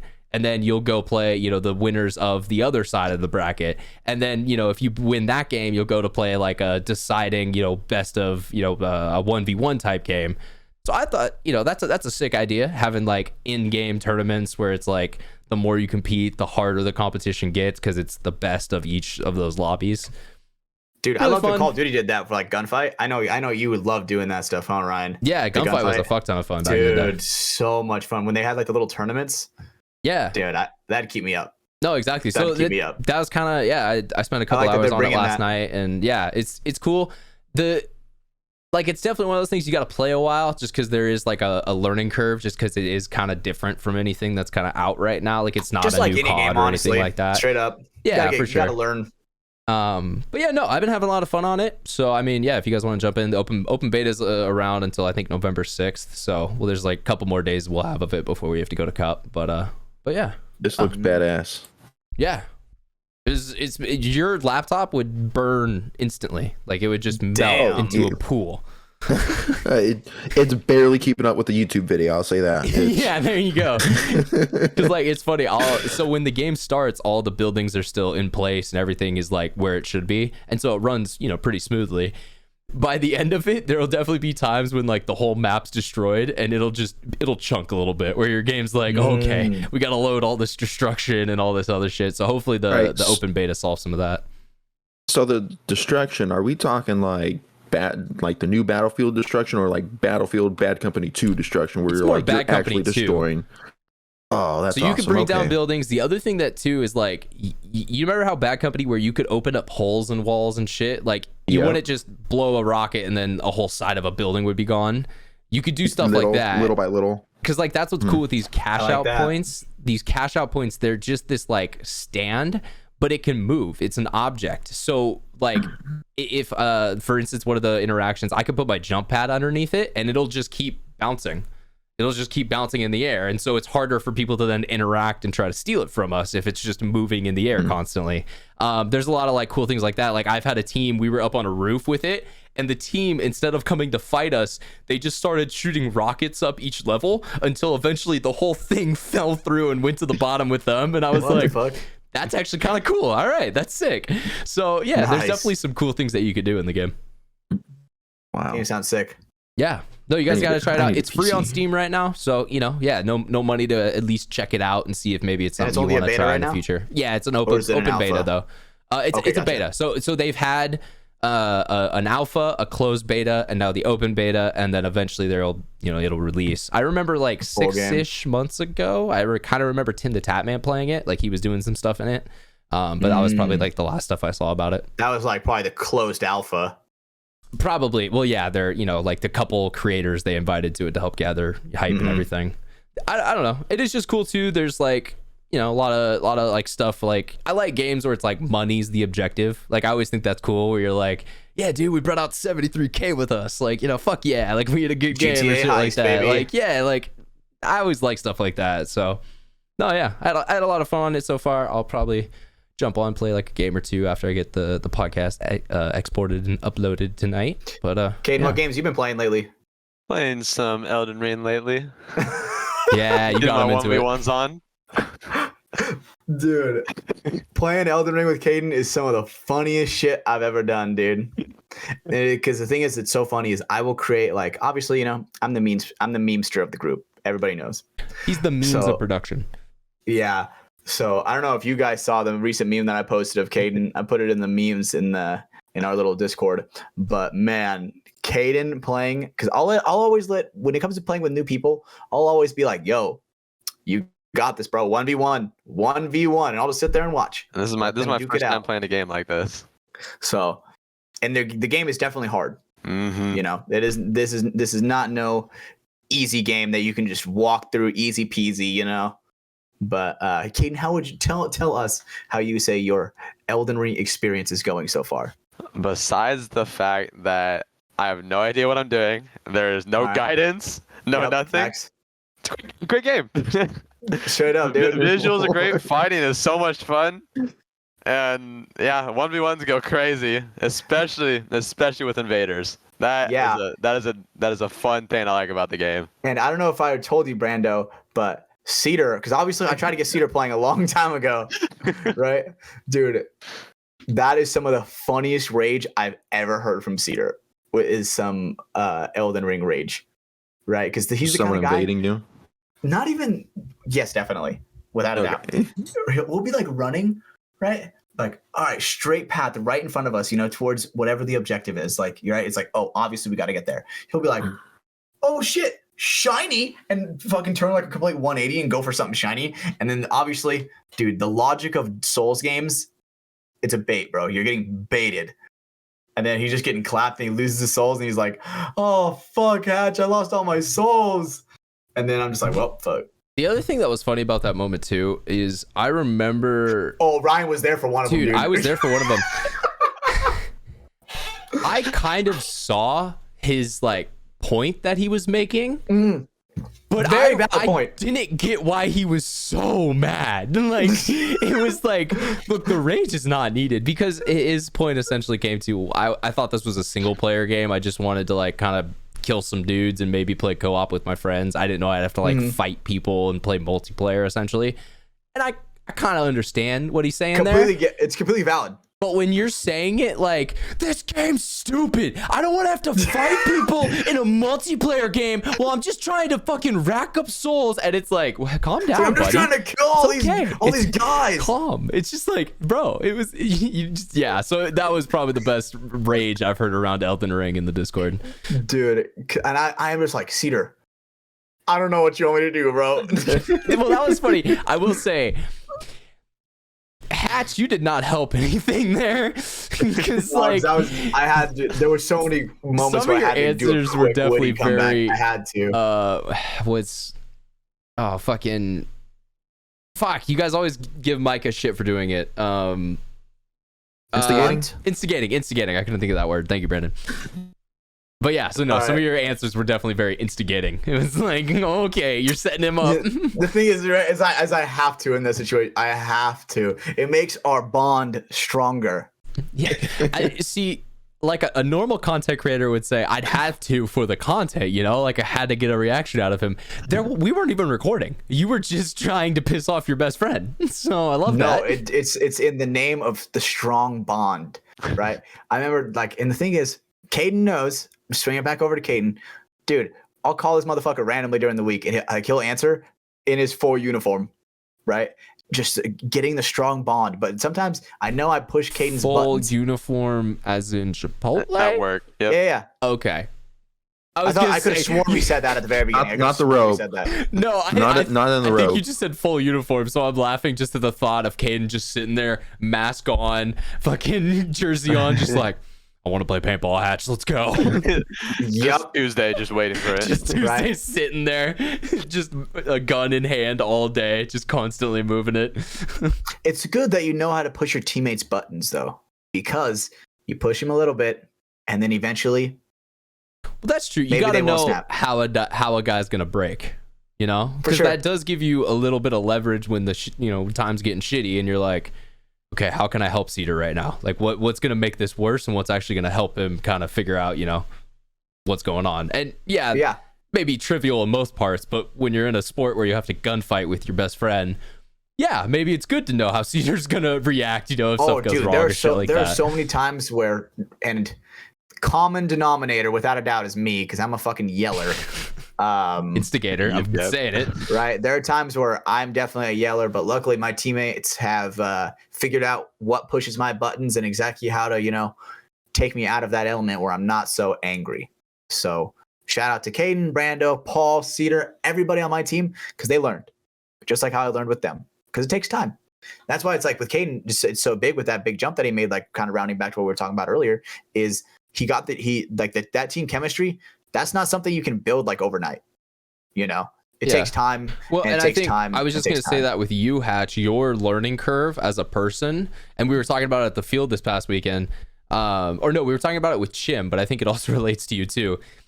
If you're not like, if I walk up to you at a field and you are polite to me and you do never yell at me in the day and you say hi, bye, and it's just very nice, I know Hatch doesn't like me that much. He's respectful. He's nice. He's a good person. I'm not saying he's a Damn, dick. who said that? Chip said that? No. But hear what I'm saying. Uh-huh. I know that, we're just kind of acquaintances, like we're friendly, but if you're there yelling at me after I fuck something up, if you're there in the pits giving me shit because my, like visor's on weird or some shit, that's how I know Hatch is my friend. Like, you're one of those people that it's like, look, if we're close, I'm going to kind of treat you like shit every now and then, but it's not because I hate you. It's because that's just how I kind of show that, we're close, we're tight. You Gotcha, get what I'm doing. okay. I'm not Gonna picking bust on some you. balls. Yeah, exactly. The banter. Mhm. The bants, yeah, the witty Yes. bants. But Yes. but yeah, so that's kind of, and it was funny, we were saying that with Chim, because like you guys heard it at Sunday, he was getting after some dudes, and we were saying that with him. Dude, It's I'm like, pretty sure, no joke. I'm pretty sure he cut people. He's like, dude, I'm fucking fed up with this bullshit. I'm pretty sure he cut people. yeah, and but I also don't think it was the person that he was yelling at, because he's one of those guys. He's like, look, bro, like I want you to fucking get better. You're wasting my time right now. Change, so you see why I'm out here trying to help you with all this shit. So yeah, no, that was the only point I was making. Hatch shows his friendship or love in a roundabout way.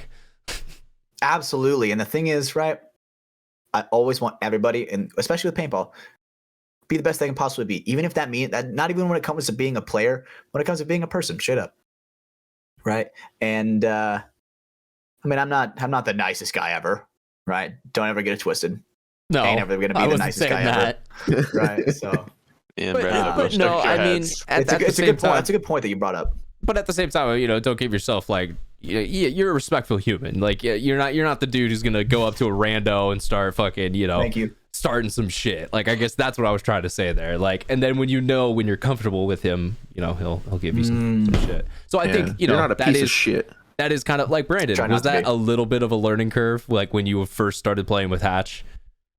Oh yeah, it was, Jesus, who the hell is this dick? Oh, he's At And then that a point, year he's our later- dick. He's our dick. He's our dick. Yeah, he's our dick. I hear it a lot where everybody has that one guy, and I guess I'm that one guy. Yeah, no, we talk about that. Yep. So, it is what it is. Yeah. Well, because you need that guy, because it's like, I don't know. There's like that whole, kind of in that football, there's the mentality of like, no one touches my quarterback. So it's like, you put your hands on him after some shit. I'm going to go step up for him. Hockey's got a similar type of thing. Hatch is kind of like the DMG enforcer. He's like, look, everyone else is like, look, he's our dick, but at the same time, he'll fight for us. So, we keep him around, like, yeah, he's the guy. So, yeah. Nah, you're what's the right word? You're an enigma, Hatch. There's a lot of different sides to you. What's that one SpongeBob quote from Patrick? He's like, "The ends of my minds are an enigma." Was that quote? Isn't it something like that? I think I don't know SpongeBob that well, so I'm just gonna say that's what it is. Sorry, my random side tangents, like always. No, that's a good one though, because that's you. You're Patrick. Yeah, that's. There we go. Very well spoken, but sometimes it's like, is he? Is he actually? Or... I'm SpongeBob, but paintball is my Krabby Patties. You know what I'm saying? I gotta flip them burgers. Gotta make sure, love that shit. Doodle Bob. Yeah, I was like, he was trying to set up a line there, and I don't know if it worked. I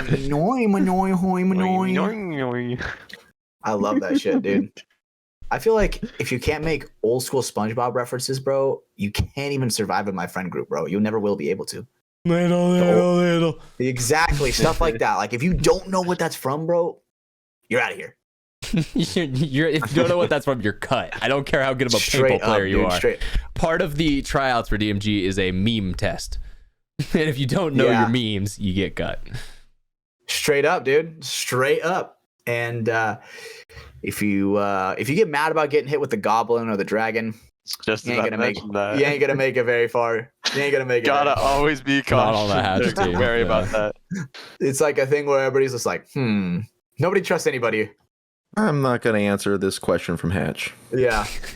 Meanwhile, Hatch is like, fuck, I really want to know the answer. Like I'm I'm just like, start talking about Wendy's. I'm like, what is that shit that koalas eat? It's from a tree that the koalas eat, right? Stuff like that, trying to line those ones up, but bamboo, right? Yeah. Almost. What is it, Hatch? Sounds like. I think it's eucalyptus. No, I won't do it. But yeah, that's essentially how it feels like to be around Hatch. It's just always just waiting for this dick in some type of joke. Being the most hype man in paintball, dude, it's to be expected though. Not even gonna lie, right? Who gave you that title? I think Cedar did a long time ago. Speaking about hype, have you guys discussed the music that we played at Chicago? Oh, shit, dude. I don't. Yeah. Nah, dude. So all right. So we were warming up right before our first game against the Misfits, and we're doing our thing. Paul has a little speaker. Paul ain't ever DJing ever again. Let me just say, it should be me all the time. No, banned. So we're warming up. All of a sudden, that Morgan Wallen song. Last night we let the liquor talk. Dude, no joke, that shit was. Remember everything we said, but we said it all. Dude, that shit was stuck in our fucking heads all weekend. Remember? I remember. No one knows the third line. You were probably there, Ryan, when we were in the pits Sunday morning for the Sacramento Storm. We were like looking up the lyrics. Remember that, Caden? We were like, dude, what are the rest of the words, bro? No one knows. That's the two lines, and then whatever. So the last night, dude. Every time someone said like, "Oh, dude, we ate that last night." So man, that was one of the funniest songs that we've ever gotten hyped to, and I'm just like, because we're warming up. I'm like doing like my toe touches, my stretches, and getting on the ground, doing some runs. What the fuck, Paul? Of all music, bro. It's funny because you're always the DJ, but then this one time, I got Paul playing the HK EDM remix. Yep. It was it was like the EDM like remix of that song, which was what made it so. Everyone knows what you mean by the HKRV version. It's just needless 808s for no reason through half of it. It's like, what the fuck? Just extreme bass for no reason. Yeah, exactly. All right. Well, I feel like we just spoke this into existence, by the way. Micah just started playing the finals. Like, I just saw that come up on my screen as a notification. So not only were we talking about him, but we were talking about the game. So shout out. Great minds think alike, brother. I think that Mike on that Liquid IV video we made. What? That Liquid IV and NECTR video when we were like zooming up. And yeah, when you just left the audio in the background. And well, that was what we were supposed to do. I talked to Vanderhouse about it. I was like, dude, like maybe we should like leave the audio. You know, everybody loves a little bit of paintball ASMR. You know, maybe I was like, I remember I put it in the chat and I was like, yo, what do you guys think? Maybe we should put some live music over it. And Brandon said, for sure. How much? What's the number, Hatch, for you to do like an Amaranth ASMR type stream? Where you just have two ASMR mics, you're in a bikini, and you're just licking them and shit all fucking I don't know about a bikini, you're getting but 10,000 viewers at a moment, and you're making hundreds from subscriptions. God damn it, that ammo is smart. God damn it. You know, dude, a bikini, I don't know, but like a Speedo, oh, dude, I'll do I would do some unthinkable things for that kind of money. You're Savage Fenty. Yeah, I got 2 outfits from Savage Fenty picked out by myself. Bro, I think you may be one of the only men who have more outfits from Savage Fenty for yourself than for your girlfriend. I mean, it is what it is, bro. I don't go for them. I go for myself, dude. When this man goes into the bedroom, it's him taking off the lingerie from the expensive designer lingerie company, Caden, not the other way around. You were there, right? You were there, right, Caden? I've seen it. I've seen it. You've seen it. You've seen it. Sense. Dude, it's all in the love of the game, dude. My teammates know they can rely on me because that's some serious trust. The fact that I'm letting them see me as vulnerable as I really am in those moments, you know. If they're willing to look at me like that, thong makes you vulnerable. We're all speechless. If you look at the video, the rest of us don't know what to say, and we're just laughing. What? It's in the name of content. See, because if I didn't do it, we wouldn't have stories exactly like this, and we wouldn't have exactly as many laughs. For the content. This for the content, dude. God damn it, bro. You literally bought a man thong. Oh, I'll never forget that. And then had a whale tail all the rest of the fucking next day at the field. God damn it. You fuckers remember that? It is what it is, bro. It's okay. Dude, ain't no fucking way I'm going commando, dude. No way, bro. No way. Yeah, but I couldn't do that because you gotta have some type of protection for, you know, the family jewels. That's just too risky. I agree.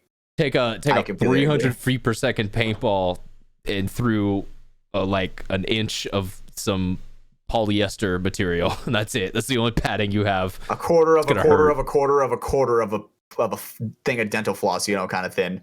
That stuff is. You're talking about the thong. I was talking about if you went commando, because even underneath pants, I feel like there's not much there still that would help break up some of the energy. You don't let the boys free roam like that, dude. You just can't. You just can't. It's not an RPG, bro. We're staying on a linear path. Yeah, this isn't an open world shooter. Exactly. All right, guys. Well, I think with those amazing words of open world shooter for your ball sack, I think this is where we end the show tonight and episode 66. Because my mic arm is fucking giving out too. Love that. But yeah, make sure you guys go head over, see our lovely sponsors, Liquid IV and NECTR Energy. We didn't talk about them, and I forgot about that, but we'll do that a little bit right now. NECTR Energy, NECTR.energy. Head over there to their website, get more information. Little tobacco pouch type product, but the big difference between this and other pouches like that is there is no tobacco, there is no nicotine. It's a similar shape, similar function, but has none of those products in there. It's just caffeine and neurotropic, so it's a little bit more of a clean experience. They've got the great flavors, ice mint, fresh mint, and ice mango. You can go check those out at their website, nectar.energy/MafiaProductions. Buy 2, get 1 free when you use the code MafiaProductions, all one word, at checkout over there. And that also covers free shipping. So, hey, throw that in there. Take a couple bucks off your order from that. So, appreciate you guys. Thank you to NECTR Energy. Then we also got the Liquid IV box. Shout out Liquid IV. Promo code Mafia_Moffitt. 20% off. All the great flavors, lemon, lime, guava. You know which one I tried this week that I actually haven't tried yet? Surprisingly enough, Concord Passion Grape. fruit. I actually have tried the passion fruit. So I don't know if it's the kids one, but it was whatever one they had at Doss's house because I grabbed one. I was on my way out on Sunday morning. Fire. It was pretty good. It was nice. the sugar version, so obviously it's a little bit more like a sweet grape drink type flavor.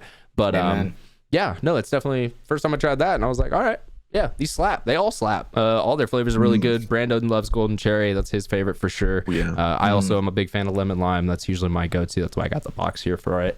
But yeah. Head over to liquidiv.com, use code Mafia_Moffitt. Like I said earlier, you're going to get 20% off and free shipping as well over there. Yeah, let them know we sent you on over there and pick some up for yourself. Stay hydrated out at the field. Don't die. Hydrate before you dihydrate. Straight up, dude. Hydrate. Like all right. I got a code word.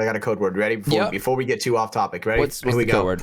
All right, so since the layout drop just happened, right? Now, code phrase, grind time. It's time to get to work, right? Make sure you message us at grind time, and see you guys at Cup very, very soon, right? So last little bit of homework. It's one of the code words of the week that has nothing to do with anything we talked about in the podcast, and that's why it's a scary one. We talked about the layout. Yeah, no, but do you get what I mean? Like we never said grind time or anything like that. Oh, so, no, you're right. You're right. That's a good one. No, but we like it. It means you got to listen to this part of the show to actually hear what the code word of the week is. So anyone who doesn't send me grind time, I know you're a fake. I know you're a phony. Yeah. And you were just hanging out for the beginning. You weren't actually here for all of the Caden Spencer episode. If you're not listening, you're lame. That's true. Straight up. So you know what that means. If you know, you know. You heard it. If you don't know what that means, then you're also lame. So. Sheesh. Just saying. Make sure you guys go out there. The last couple things you can do to support the show, you got to give a rating for it on any one of the channels, but Spotify definitely helps the most, as well as YouTube. Drop a like on there. Subscribe on any of those channels as well. Both of those, they're completely free. Don't got to pay any money to do either of those things, and they support the show organically, help us get up there in the rating charts, and we definitely appreciate it, all three of us here. And hey, even Caden appreciates it. Don't you appreciate it, Caden? Appreciate it so much. Hey, Caden, you know what? Who do you want to give a shout out to, bro? Is there anybody you special? guys for having me here. Thank you, bro. Appreciate that.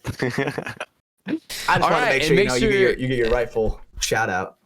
I'm doing my outro, Hatch. Shut up. I just want to make sure he still gets it. I love it, but shut up. Give me a second. Gotta head over to patreon.com/Mafia_Productions. You're going to get access to the podcast early, as well as ad-free episodes and bonus content whenever that is live. Head over there. We got a couple evergreen shows like the From the Sideline movie night stuff that is going to, whenever you want to check it out, it's going to be ready for you. It's not going to be like, we're not talking about news events from the day or anything like that. That might be kind of, old in time by the time you get around to checking it out. So evergreen content ready for you on the Patreon whenever you want to get signed up. You could also, use a free trial. Maybe want to check out for a couple days, see if you like it or not. And then, get jumped on into the ecosystem. Me and Hatch, we were talking this weekend. We do have plans for a decently big kind of holiday giveaway for December. So the month of December. So keep your eyes peeled for that. Stay tuned. And we're going to be giving a little, thank you to some of our Patreons out there who've been supporting us for a while. So thank you to those guys. They keep us going. Make sure you check out the merch over at xxvthelabel.com. Got the shirt on tonight. Love it. Appreciate Michael down there. Hope his Achilles is healing up because, Michael Diaz, owner of XXV, snapped his Achilles playing paintball. So that's a rough one. Yeah, that's an injury. It's going to take a bit to come back from, but we hope he's doing well out there. Last but definitely not least, like I mentioned, the sponsors earlier, one last time, Liquid IV, use promo code Mafia_Moffitt, NECTR.energy, promo code MafiaProductions over there, all one word on that. All right, guys. Well, that's podcast. That's a show. I did all the things I needed to do. Hatch didn't interrupt me, so I love that. Finally got through it, and we hit that. We hit that, or we hate that. We hit those, you know what I'm saying? Same shit, bro. Same shit every day. No scopes, cross the map. That's what we're doing. Not throwing knives. MW2 lineups. Fucking, you let it go. 30 seconds later, surgical. You're like, damn. You hit him with the. You gotta let your teammates know. You'd be like, yo, he's defusing. Then you throw the knife from like a mile away. And line up Larry. You got the spot on the COD 4 search and destroy lobby. Shit. Oh, so good. You know what's funny? Sorry, random tangent. People were talking about Call of Duty Search and Destroy the other day. It's funny to me that they don't realize that's literally just Counter-Strike. COD just copied Counter-Strike. Yeah. Like, because Counter-Strike was out first, and they were like, oh yeah, 5v5, and you plant a bomb, and one side defuses, and one side destroys. And then and then COD put that in, and everyone's like, yo, Search and Destroy, this is fucking sick. And it's like, yeah, no, we know. It's a great game mode. Sorry. It's my last thing on the week. All right, boys. Episode 66 from the Sidelines podcast. We're here. We did it. It's another one. We're getting close to 100. And yeah, stick around for that. That's scary. No more grooming. Mm-hmm. So no crazy. more grooming. God damn it. Let's get off the show before we commit more felonies. Hatch, take us home. Hey, we're out of here. Bye. Caught him off guard. Bye now.